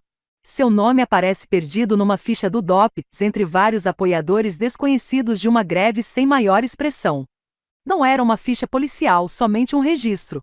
E foi também nessa época que o partidão, que já o namorava fazia tempo, via Frei Chico, resolveu dar o bote. Embora atuasse como orientador do irmão caçula, Frei Chico nunca insistira em recrutá-lo para as hostes do mais antigo partido político do país, então liderado por Luiz Carlos Prestes. Para pescar um peixe tão promissor, o PCB designou um capa preta, jargão usado para identificar os altos dirigentes da organização comunista, com extensa folha de serviços prestados ao partidão, o capitão de longo curso e comandante da Marinha Mercante Emílio Bonfante de Maria, catarinense tratado pelo codinome Ivo, caçado pelo golpe de 1964, por liderar uma greve nacional dos marítimos. O cinquentão que militava no PCB desde os 17 anos foi enviado do Rio de Janeiro ao ABC com a tarefa de aliciar a jovem e carismática liderança popular que nascia em São Paulo. Intermediado por Frei Chico, o encontro aconteceu na Praça da Matriz de São Bernardo. Sentados lado a lado num banco do jardim público, como se não se conhecessem, de Maria fingia ler um jornal de esportes enquanto tentava, sussurrando, seduzir o metalúrgico a se filiar ao partidão. Lula irritou-se com o que chamaria de cena de filme vagabundo e encurtou a conversa, voltou para casa e passou um sabão no irmão. Frei Chico, toda vez que você quiser que eu fale com alguém, mande a pessoa me procurar no sindicato. Não tenho nada a esconder de ninguém, e não preciso ficar fazendo papel ridículo em praça pública. O que eu falo na rua, falo no sindicato, comigo não tem conversa clandestina. De Maria e Frei Chico se reencontrariam meses depois, no começo de 1975, nas masmorras do DOI-CODE, ambos presos e torturados durante uma razia contra o partidão. O cuidado de Lula de não se envolver com organizações clandestinas era uma decisão pensada. Só a independência política lhe dava condições de bater pesado nos patrões e no governo. Nunca tomou uma atitude ou fez uma declaração anticomunista, nem jamais tentou demover o irmão da militância no PCB. Ao contrário, não fazia nenhuma objeção ao fato de que pelo menos 2 de seus colegas de diretoria no sindicato fossem filiados ao partidão. Quando, entretanto, descobria que uma das minúsculas organizações de extrema esquerda havia plantado alguém como operário em fábricas do ABC para aproximar-se dele, escorraçava o infiltrado às vezes aos berros, às vezes com ironia. Eu era capaz de distinguir um peão de um universitário só de pegar na mão. Ele se lembraria, aos risos, muitos anos depois. Mão de pele muito lisinha já me deixava desconfiado. Lula não queria saber de conversa com o partidão nem com nenhuma outra organização clandestina. O objeto de suas preocupações era aquele da maioria da população do ABC, salário. Desde que começaram a engatinhar em sua organização sindical, no princípio do século XX, muito por inspiração de imigrantes comunistas e anarquistas italianos, os brasileiros tinham quase sempre o mesmo alvo no centro de suas reivindicações: garantir o poder de compra dos salários pagos pelos patrões. As discussões que varavam noites nos grêmios operários apontavam para uma única suspeita: os preços subiam mais que os salários, achatando cada vez mais o padrão de vida dos trabalhadores. O que valia eram os números apresentados pelo governo, e os empregados não tinham como contestá-los. Essa desconfiança sobre os dados oficiais do custo de vida durou até o início do governo Juscelino Kubitschek, quando os sindicatos paulistas se juntaram para criar o DIEESE. A principal finalidade da entidade era produzir estudos que subsidiassem as demandas dos trabalhadores para confrontar os números reais com os suspeitíssimos dados oficiais. As manipulações dos governos não acabaram, mas ficou cada dia mais difícil passar a perna nos sindicatos. Até então considerados a elite salarial da classe trabalhadora, os metalúrgicos do ABC estavam com a corda no pescoço. Os outrora cobiçados salários da região iam sendo pulverizados. Quando os países árabes subiram o preço do petróleo em 400%, para punir o apoio dos Estados Unidos a Israel na Guerra do Yom Kippur, em 1973, o chamado milagre brasileiro foi para o ralo e a inflação empinou de novo. Publicadas pela Tribuna Metalúrgica, pesquisas do DIEESE acompanhavam a alteração dos preços dos gêneros alimentícios mais consumidos pela população. A serem verdadeiros os números divulgados pelo jornal, alguns produtos, como massas e legumes, chegaram a subir mais de 170%, içando a inflação para 37,8% ao ano, mais que o dobro dos 15,7% oficiais, número inventado pelo governo para manter os salários comprimidos. Os barões da indústria automobilística sustentavam que os dados publicados pela Tribuna eram falsos. A mentira do DIEESE, porém, virou verdade quando o Banco Mundial decidiu investigar os números dos anos anteriores e constatou que os trabalhadores denunciavam fazia tempo. Os números reais batiam com os do comunista Marcelo Gatto. Comandado pelo diretor técnico do DIEESE, Walter Barelli, um grupo de economistas e acadêmicos formado por, entre outros, Otávio Ianni, Lenina Pomeranz, Aziz Simão, José de Souza Rodrigues e Anês Andraus Troiano descobriu nos arquivos do IBGE que Delfim Neto, o mago do milagre, falsificara os números oficiais para tungar os trabalhadores. Nós tivemos sorte ao descobrir, nos porões do Ministério do Trabalho. Em Brasília, as publicações onde o IBGE tinha manipulado os números revelaria Barelli. Foi um trabalho franciscano não beneditino. Eu e a Anês Andraus Troiano acabamos descobrindo a coisa toda. Quem manipulou os índices foi a turma do Delfim. E aí começou aquela briga, adotando metodologia desconhecida e valendo-se de dados tornados secretos desde o AI-5, a falsificação pura e simples dos índices de preços. Era a fórmula mágica para esconder os números reais da inflação. A mandracaria do governo atribuiu a Delfim uma frase célebre: quando não se pode derrubar a inflação, derruba-se o índice que mede a inflação, e colocou nas palavras de ordem dos sindicalistas um termo em desuso: reposição. Não se tratava de complicada teoria econômica ou de algo tramado em Moscou, mas simplesmente de aritmética: 37,8, 15,7, 22,1. Corrigidos anualmente, esses 22,1 se converteram em 34,1%, percentual que os patrões passaram a dever aos trabalhadores como reposição das perdas com a fraude do governo.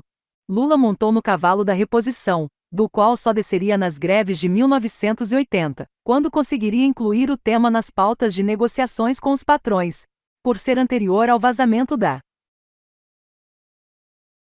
fraude. A campanha salarial do começo de 1972 do sindicato do ABC foi a última em que a palavra reposição não entrou na lista das reivindicações.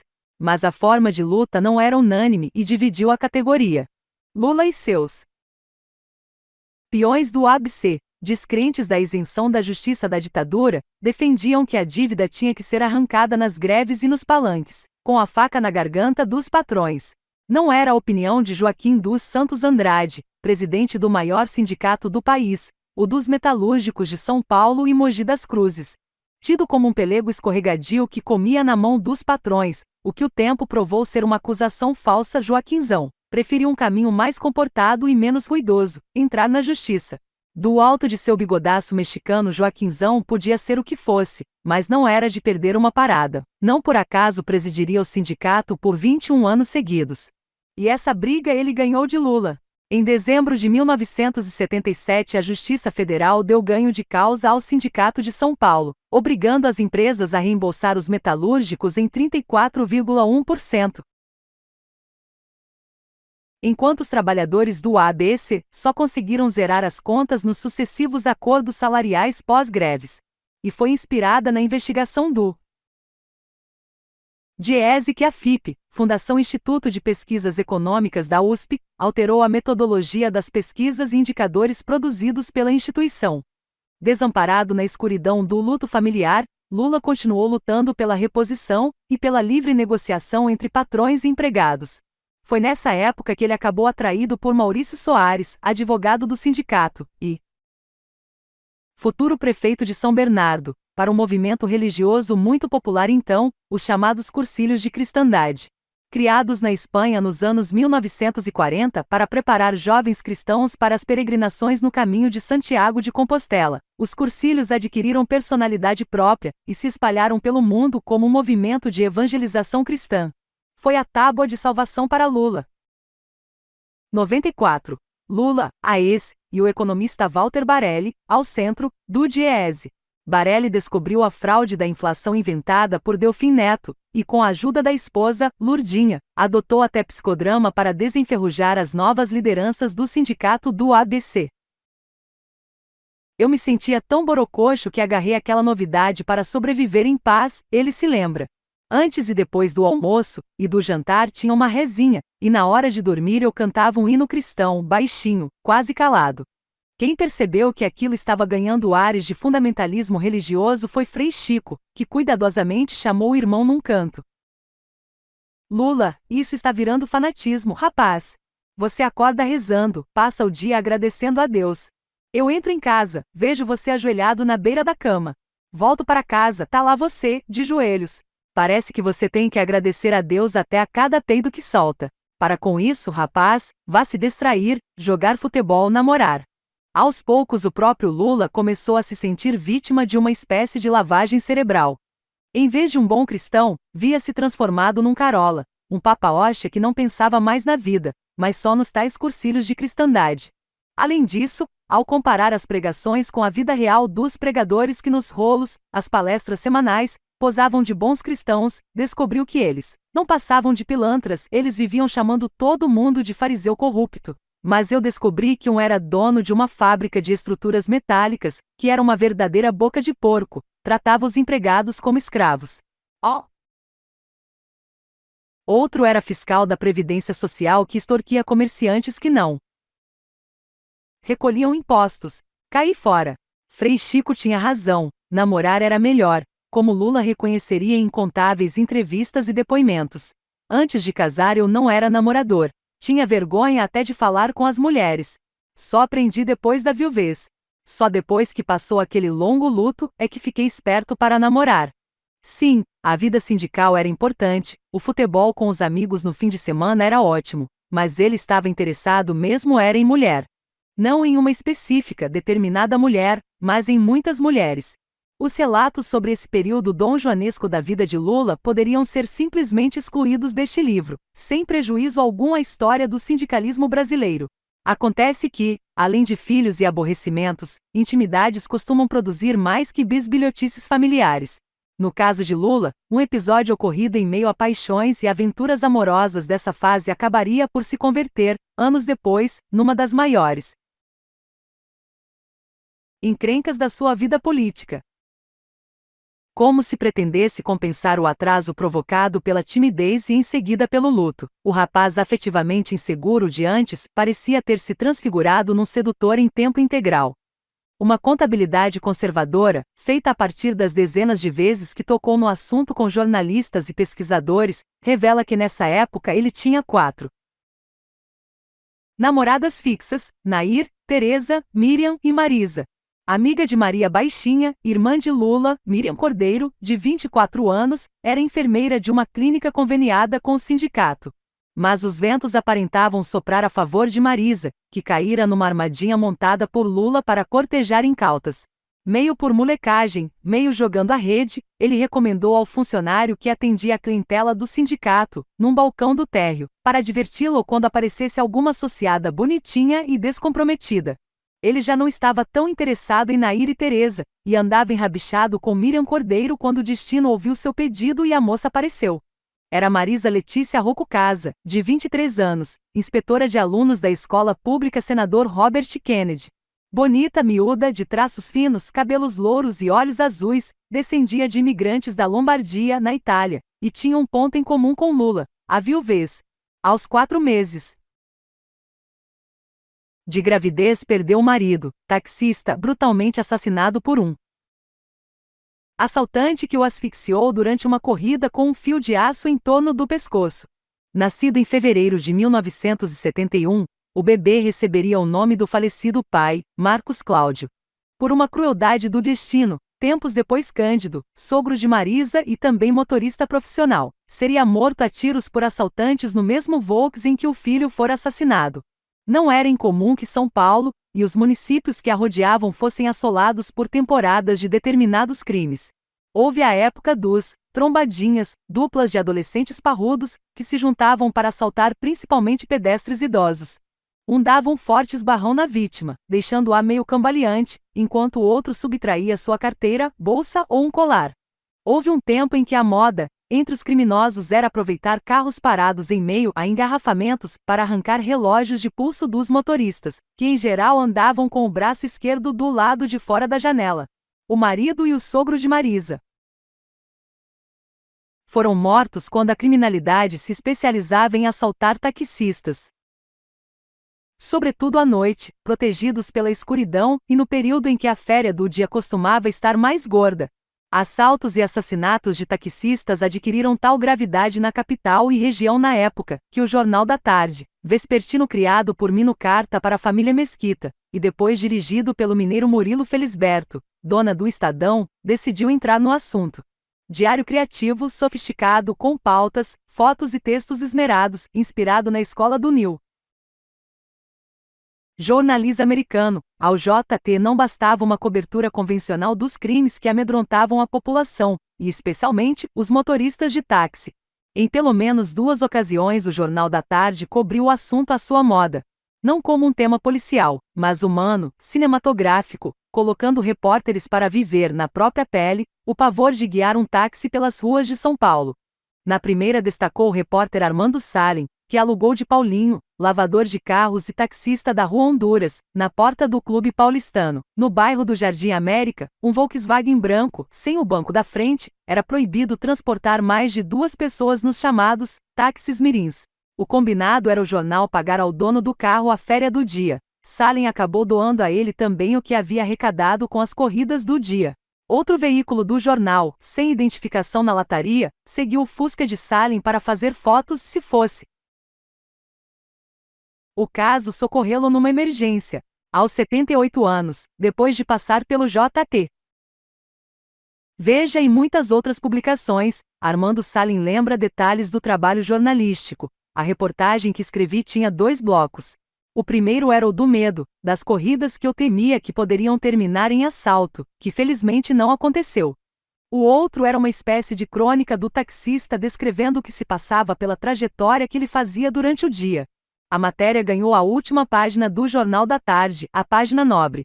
Na chamada da primeira página o jornal fotografou um taxímetro capelinha, e no lugar dos números que registravam o valor da corrida foram aplicadas letras que formavam a palavra perigo. A segunda reportagem sobre a aventura de ser taxista em São Paulo foi feita por Miguel Jorge, mineiro de Ponte Nova, um varapau de vastos bigodes arabescos. O jornal alugou para ele um Aero Willis Bordeaux, carro de luxo, como usado por Lula no casamento com Lourdes, pertencente a um dos motoristas que fazia ponto na porta do mais chique hotel da cidade, o Jaraguá, colado ao prédio onde funcionavam o Jornal da Tarde e o Estadão. Do mesmo modo que Salem, Miguelão, como era chamado pelos colegas, não foi assaltado, mas trouxe para a redação uma bela reportagem de comportamento sobre a vida na megalópole. Não trabalhei à noite, mas pela manhã e à tarde, umas 6 ou 7 horas por dia. Era uma matéria sobre a difícil vida dos taxistas que Primeiro tinham que pagar a diária da empresa de táxi, e só depois faturar para eles. Vida duríssima.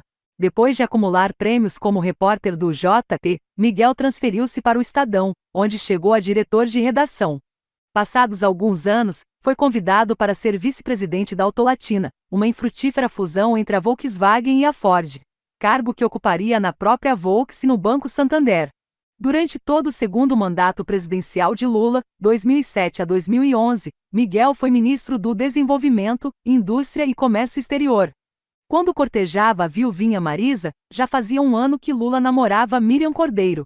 A arapuca amorosa montada por ele dera certo.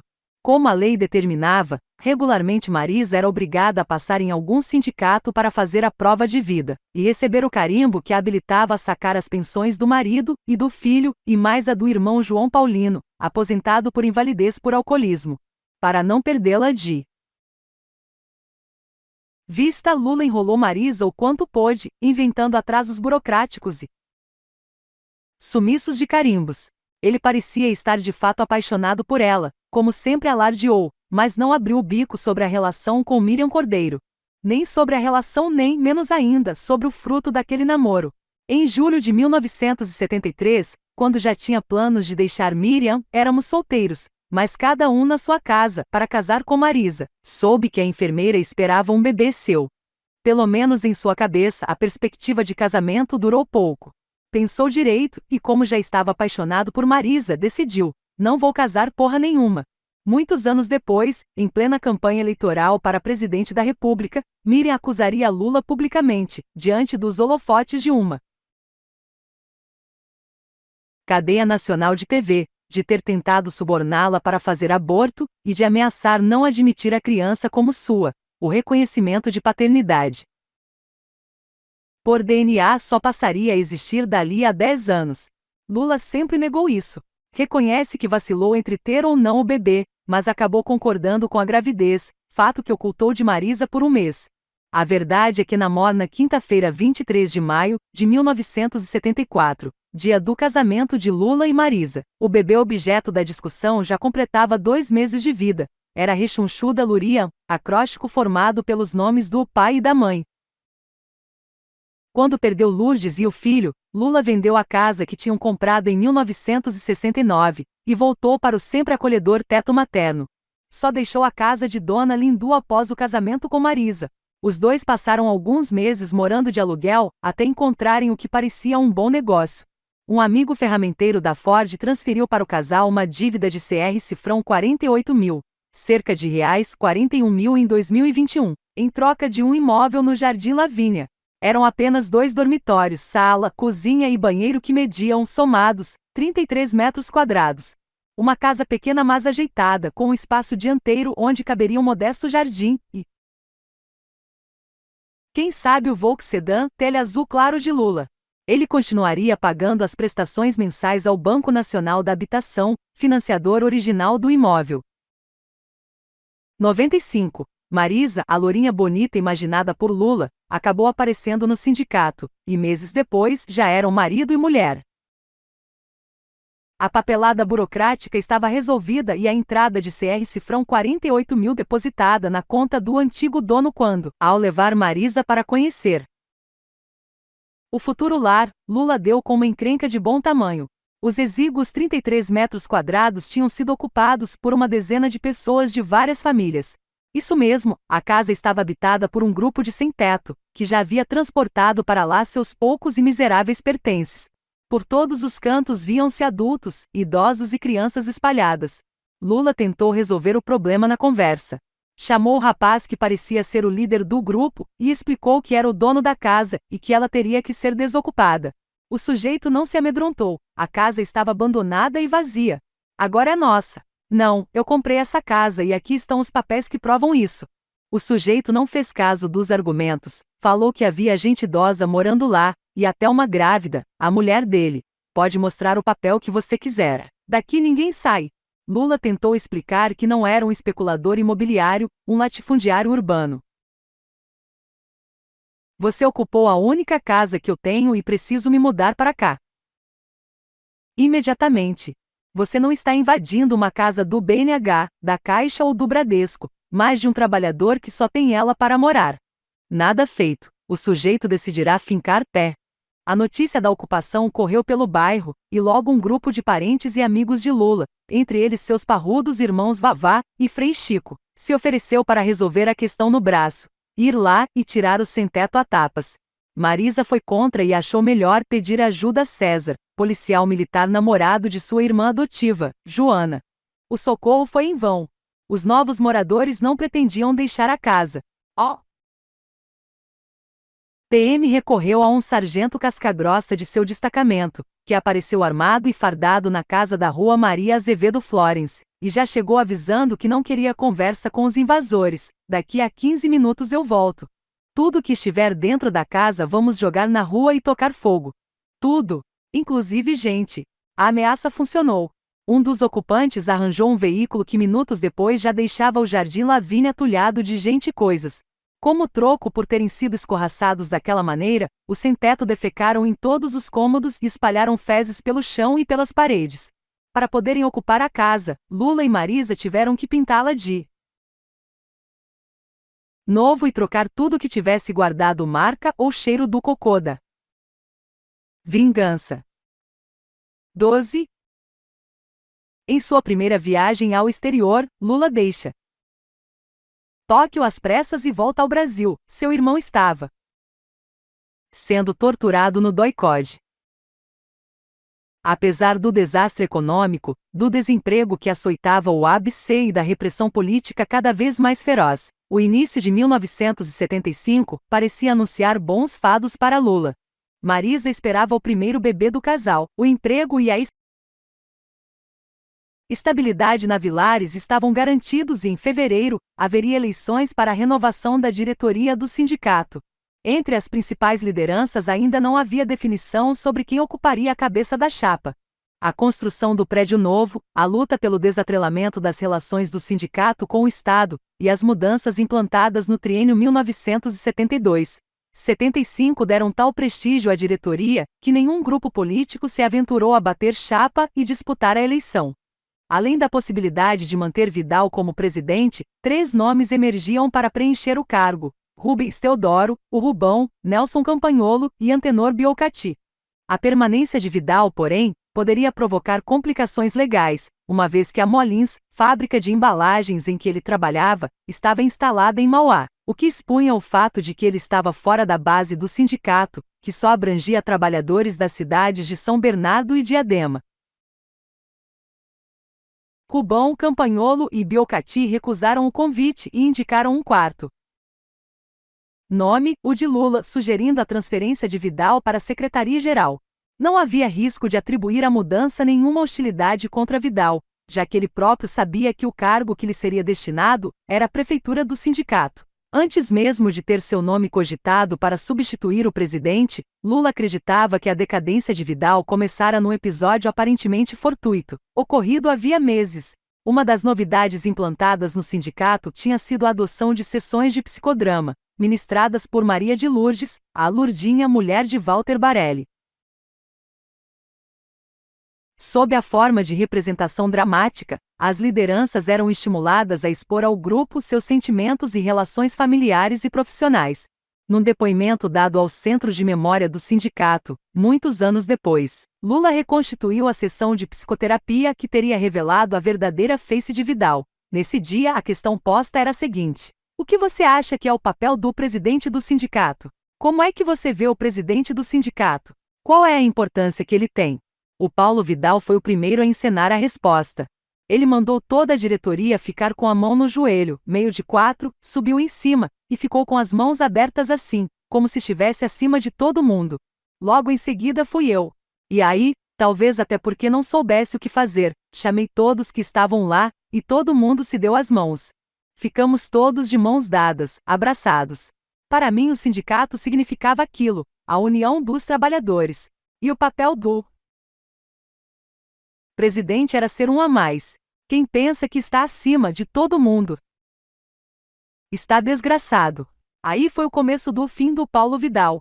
Na época Lula desfrutava com Marisa a alegria da chegada do primeiro filho, Fábio Luiz, que passaria a ser conhecido como Lulinha, nascido no 3º dia de março daquele ano. Ao ser informado da proposta de presidir a chapa, Lula achou mais prudente ouvir a opinião de Frei Chico, macaco velho em articulações sindicais que, então, era vice-presidente da subsede do sindicato em São Caetano. Nada indicava que o irmão pudesse se opor à sugestão, uma vez que, diferentemente do que ocorrerá nas eleições de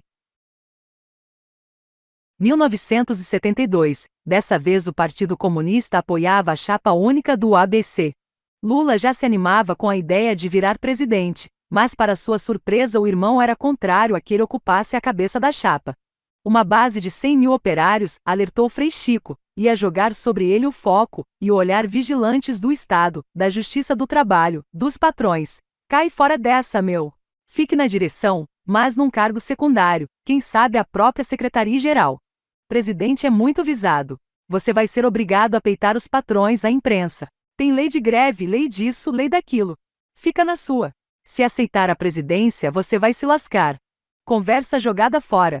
No fim da tarde a chapa estava montada com Lula na cabeça, Vidal na Secretaria-Geral, Rubão, Campagnolo e Biocati, que, como Vidal e Lula, já vinham da direção que se encerrava na diretoria executiva. O que parecia ter sido uma vitória lulista ganhou uma versão diferente. Nos bastidores do movimento sindical, Vidal continuaria a ser o manda-chuva da categoria, enquanto a nova estrela do tal novo sindicalismo teria o figurativo papel de rainha da Inglaterra. O próprio Lula, que de ingênuo não tinha nada, sentiu que naquele angu tinha caroço. O Vidal imaginava que eu ia ser presidente, mas quem ia continuar mandando era ele, diria anos depois. Havia tanta gente na cerimônia de posse que nem mesmo o vasto salão do novo prédio do sindicato deu conta, e o ato teve que ser transferido para o velho estúdio cinematográfico da Vera Cruz. A principal autoridade, o governador Paulo Egídio, avaliou que havia mais de 30 mil pessoas presentes, mas um cálculo realista diria que lá estavam, no máximo, 10 mil convidados, o que já era uma enormidade para uma mera mudança de direção sindical. No entanto, a foto da posse da nova diretoria de fato dava fumos de verdade à intriga dos aliados do presidente que deixava o cargo. Quem aparece no centro da cerimônia é Vidal, ao lado do governador nomeado do estado, Paulo Egídio Martins, que presidia a solenidade. Apesar de ser a estrela da noite, o novo presidente fora empurrado para a ponta da mesa, ao lado do comunista Marcelo Gatto, do Diese. Mas nem a chegada ao topo da carreira sindical foi capaz de espantar a velha timidez, o que obrigaria Gatto a segurar o microfone para que Lula, com as mãos trêmulas, pudesse fazer o discurso de posse. Foi o único discurso por escrito que fiz na minha carreira sindical, diria ele. Todos os demais fiz de improviso. Num extenso depoimento ao CDOC, Centro de Memória da Fundação Getúlio Vargas, muitos anos depois, Paulo Egídio revelou que decidirá ir à posse de Lula por enxergar nele um desafeto dos comunistas, que se contrapunha ao peleguismo de Getúlio Vargas. Apesar disso, ao ver nos jornais que o governador nomeado por ele tinha ido à cerimônia em São Bernardo, Geisel não gostou e chamou-o por telefone, quando, segundo Egídio, ocorreu um curto diálogo. Paulo, o que deu na sua cabeça de ir à posse de um operário, no Sindicato dos Metalúrgicos? O governador respondeu que o ato no ABC tinha um significado especial, já que a eleição de Lula representava um duro golpe contra os comunistas. Meu gesto político foi esse, era isso que eu queria marcar. O presidente pareceu surpreso, mas eu não sabia que ele tinha derrotado os comunistas. Egídio sustentou o que fizera e aproveitou para alfinetar os serviços de inteligência do governo. Então, o senhor peça para o pessoal da sua informação se atualizar um pouco mais a respeito do que está lhe entregando. O começo do exercício da presidência não foi fácil para Lula. Com o passar do tempo ele percebeu o truque que Vidal adotava para deixá-lo sempre de escanteio. Como de costume, as assembleias da categoria, cada vez mais frequentes, eram abertas pelo secretário-geral, encarregado de uma formalidade legal, a leitura da ata da assembleia anterior. Só que Vidal lia a ata e continuava com a palavra, fazendo longos, intermináveis relatos de todos os temas importantes a serem discutidos. Ele abria a assembleia, falava durante 2 horas sobre todos os assuntos de interesse da categoria e só então concluía: agora passo a palavra para o nosso presidente, lembra Lula. Como eu não tinha mais nada para falar, apenas anunciava: declaro encerrada a presente assembleia, e voltava para minha sala sem ter dado um pio. Era um papel medíocre. Era visível que a corda entre o novo e o antigo presidente estava começando a esticar. Paciente, Lula aguentava as rasteiras em silêncio e tentava tirar o proveito possível do cargo.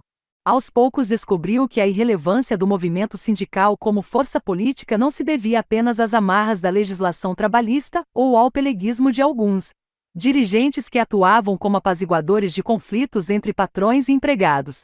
Para surpresa geral, decidiu exercer a presidência não nas salas acarpetadas e refrigeradas, mas na rua. O que a gente via até então era operário que saía da linha de montagem, virava dirigente sindical e se transformava num pequeno patrão, o empregador, repetia. Era secretária bonita, cadeira de rodinhas. Virando para lá e para cá, mas ir para a porta de fábrica, cara a cara com a peão usada, nem pensar. O pessoal fazia muito sindicalismo sem trabalhador. A minha sala passou a ser o local onde a gente discutia mais problemas. Aliás, discutia-se tudo lá, desde futebol até mulher. Não tinha segredo. Não faltava uma garrafa de pinga na mesa, a gente bebia, conversava e discutia. Tratava-se de reflexões corretas, mas os trabalhadores estavam interessados era na garantia de trabalho, e principalmente em salários que cobrissem a inflação. A arma escolhida por Lula para reacender a efervescência na peão usada não era novidade, nem viera de um agitador qualquer, mas do respeitado economista Walter Barelli, do Diese, a tunga salarial de Delfim Neto, que fraudara os dados inflacionários de 1973. Nós não vamos entrar com processo, reiterou o novo presidente do sindicato. Vamos recuperar os 34,1% ao longo do tempo, nas nossas campanhas salariais. Cavalgando a campanha pela reposição, estratégia repudiada por Paulo Vidal, o Lula atravessou as fronteiras do ABC e saiu pelo Brasil encabeçando um movimento nacional pela recuperação das perdas e disseminando as propostas do novo sindicalismo que estava sendo implantado em São Bernardo e adjacências. 96. O governador nomeado Paulo Egídio Martins dá posse a Lula na primeira presidência do sindicato, em 1975. Depois o governador teve que explicar a Geisel o que tinha ido fazer no ABC. No dia 24 de setembro, Lula embarcou para o Japão. Sua primeira viagem ao exterior seria marcada por maus agouros. Ele participaria de um congresso internacional de sindicalistas organizado pelas fábricas Toyota e Nissan em Tóquio.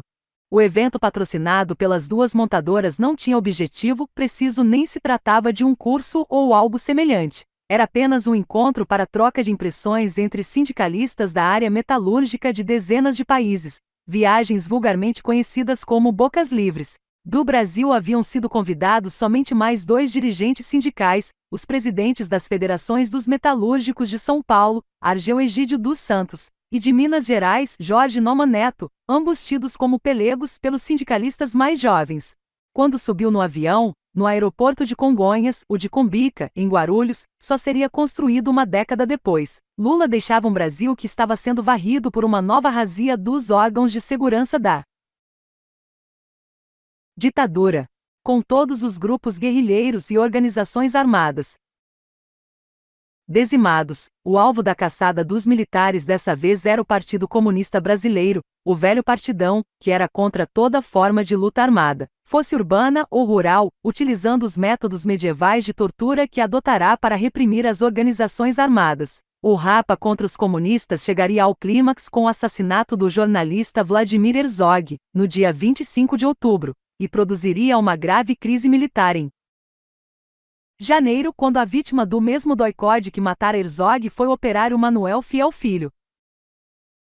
97. Lula, assinalado, é obrigado a abandonar um congresso internacional em Tóquio, sua primeira viagem ao exterior, e voltar às pressas para o Brasil. Seu irmão Frei Chico estava sendo torturado pelos militares no doicode.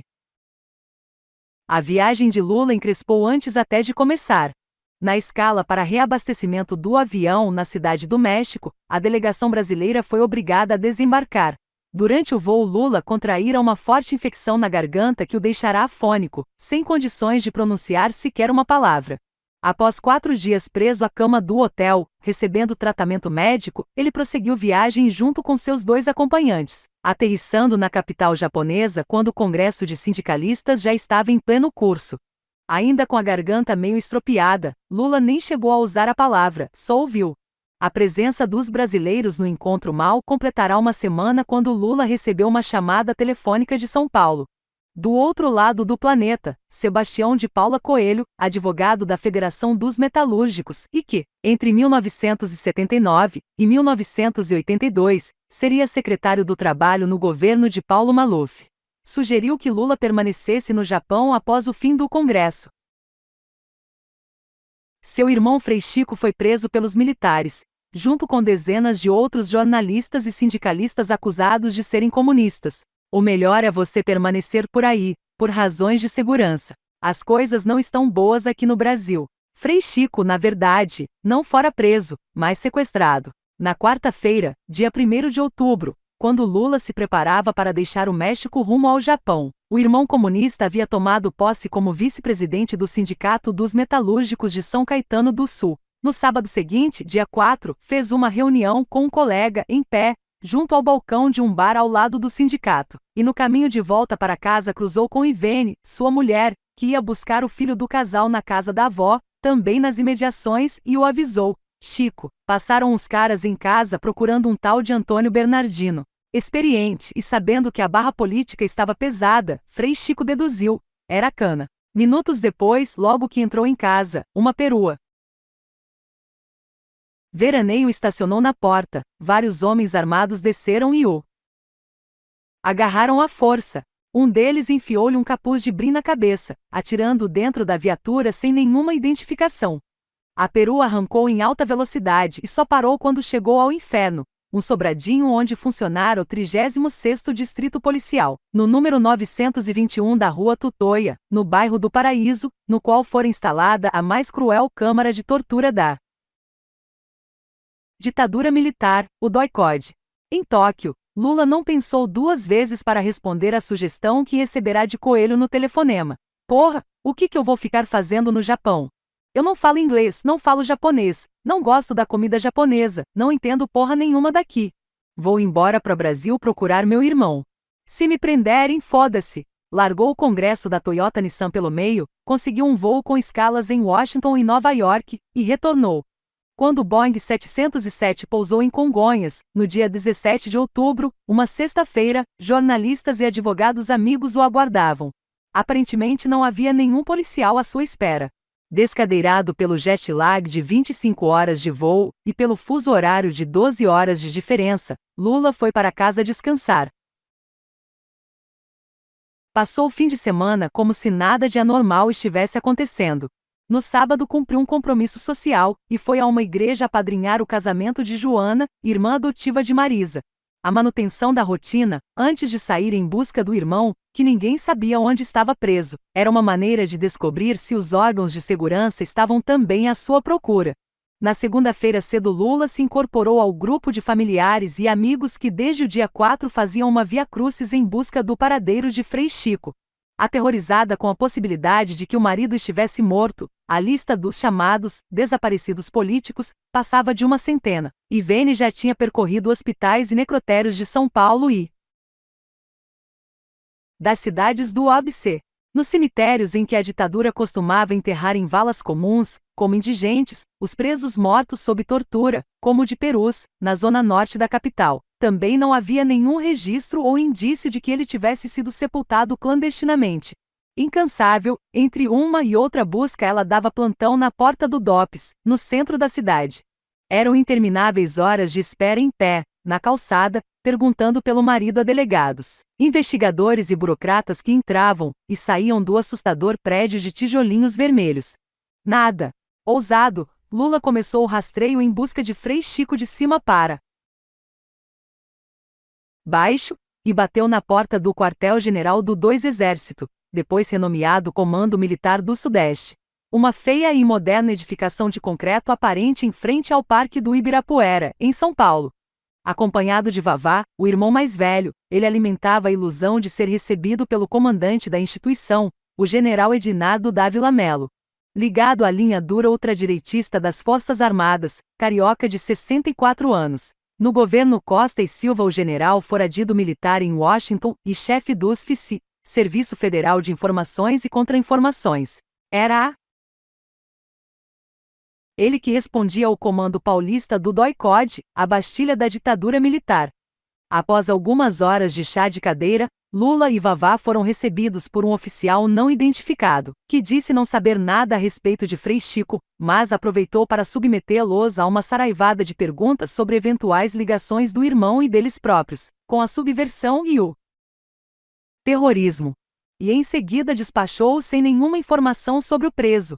Quando Lula e Vavá deixavam o dois exército, já fazia 15 dias que Frei Chico era torturado ininterruptamente no DOI-CODE. Fotografado, identificado e despido logo ao chegar àquela unidade militar, recebeu um macacão militar sem cinto, praxe adotada nas prisões para evitar suicídios, segundo ele, um macacão fedorento, que certamente tinha sido usado por outros presos antes de mim, e não via água e sabão há muito tempo.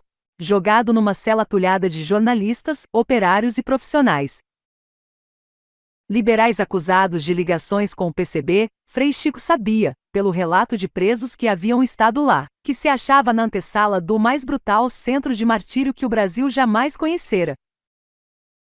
Durante as 2 semanas que ficou no DOI-CODE, não chegou a ser pendurado no pau de arara, o mais conhecido instrumento de tortura nos porões da ditadura militar. Ele passava dias e noites amarrado a uma máquina de suplício ainda pior, a chamada cadeira do dragão. Completamente nu, amarravam seus pés e mãos ao móvel, cujos assento, encosto e braços eram revestidos de metal. De algum ponto da cadeira saíam fios elétricos cujas pontas davam na maricota, um gerador de energia preso a uma manivela. Dependendo da velocidade que o torturador imprimia à manivela, a voltagem da eletricidade aumentava ou diminuía. O corpo de Frei Chico estremecia, e a mandíbula matraqueava de forma incontrolável, como num surto de epilepsia, fazendo com que os dentes dilacerassem a língua. Para aumentar a intensidade dos choques e assim a dor, jogavam baldes de água sobre ele e enfiavam sal na sua boca, à força, deixando a língua em petição de miséria. Frei Chico só deixava a cadeira do dragão para os interrogatórios, durante os quais os torturadores insistiam numa maluquice. Queriam que ele confessasse que a ida de Lula ao Japão era uma fachada para a real finalidade da viagem, levar correspondência clandestina para o secretário-geral do Partido Comunista, Luiz Carlos Prestes. Frei Chico repetia aos militares que nem sabia que o irmão estava fora do Brasil, o que era verdade. E reiterava que Lula não tinha relação de natureza alguma com o partidão.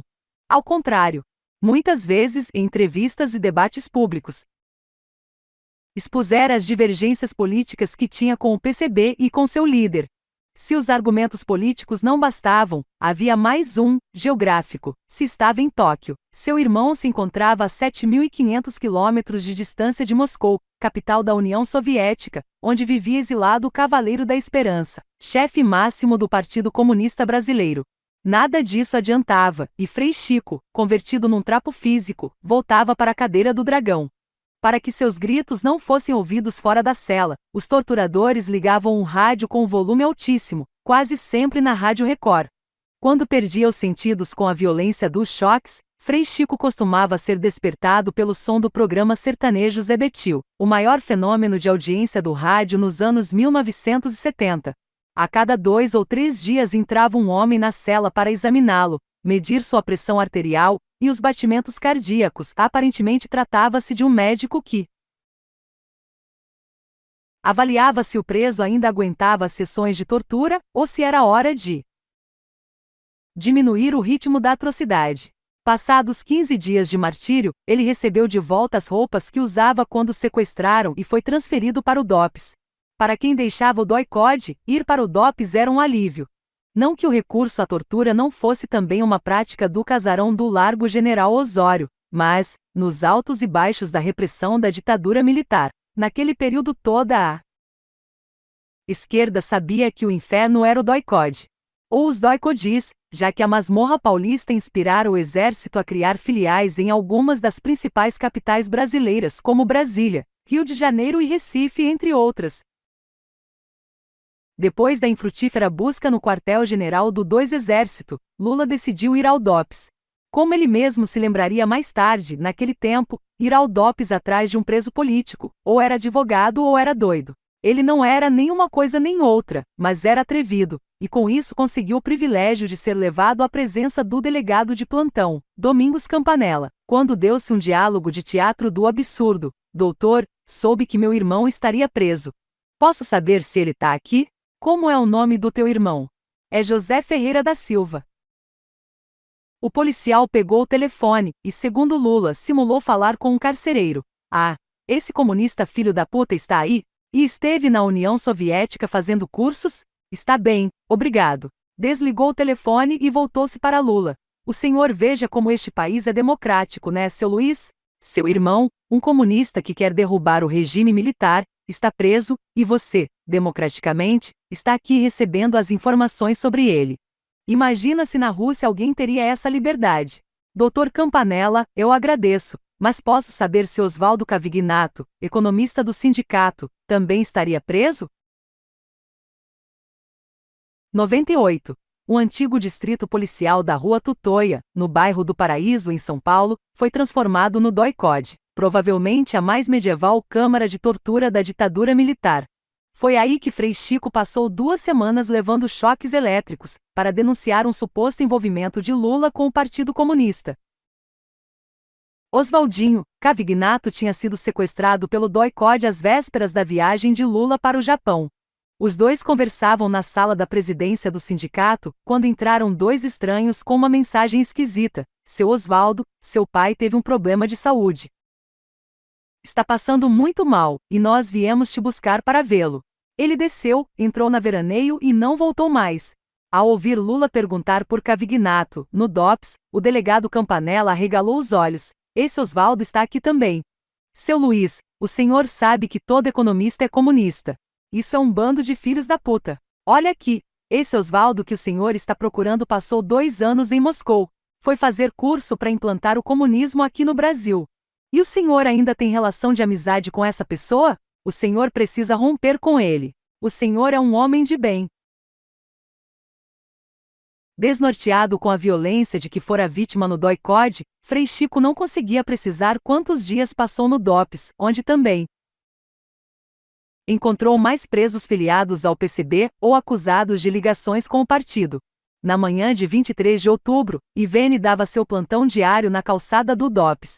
Empenhada em confirmar se o marido estava ou não preso lá, repetia a quem entrasse e saísse do prédio a pergunta de sempre. Sabe dizer se está preso aí o José Ferreira da Silva, conhecido como Frei Chico? Pela primeira vez em 18 dias, um homem parou na sua frente e perguntou: Ivene, o que você está fazendo aqui na porta do DOPS? Não se tratava de um bom samaritano colocado ali pela mão da divina providência, mas de um policial, primo da sua mãe, que na época trabalhava como carcereiro do DOPS. Surpresa ao ver o parente lá, ela respondeu pela enésima vez: estou procurando Frei Chico, meu marido, e ninguém me responde nada. O tira disse baixinho: disfarça, fica num canto que eu vou à carceragem e já volto. Voltou em instantes com a boa notícia. Frei Chico está preso aqui sim, mas vai ser transferido daqui a pouco para o presídio do hipódromo. Agora cai fora daqui e vai arranjar um advogado. Horas depois era o próprio Frei Chico quem estava na mesma calçada, com uma das mãos algemada à de um louro grandalhão, de olhos azuis e cabeleira desgrenhada. Era o advogado José Roberto Fanganiello Melling, militante do diretório do Partidão em São Paulo. Os dois esperavam a chegada da gaiola carrossela para transporte de presos que os levaria ao presídio do hipódromo, uma pequena construção na rua de mesmo nome, no bairro do Brás. Depósito de acusados de crimes comuns que aguardavam julgamento, prédio ao qual fora anexada uma ala para receber presos políticos. O afrouxamento das condições carcerárias de Frei Chico, Melling e mais uma dezena de presos que já haviam passado pelo DOI-CODE não era um sinal de que a caça aos comunistas chegará ao fim. Os dois tinham sido transferidos para o hipódromo numa quinta-feira. Na tarde de sexta 2. Agentes do DOI-CODE apareceram na pequena editora Valdo, num prédio da Avenida Paulista, em busca de um jovem jornalista que trabalhava lá. Os 3 donos da empresa, Samuel Weiner, Domingo Alzugaray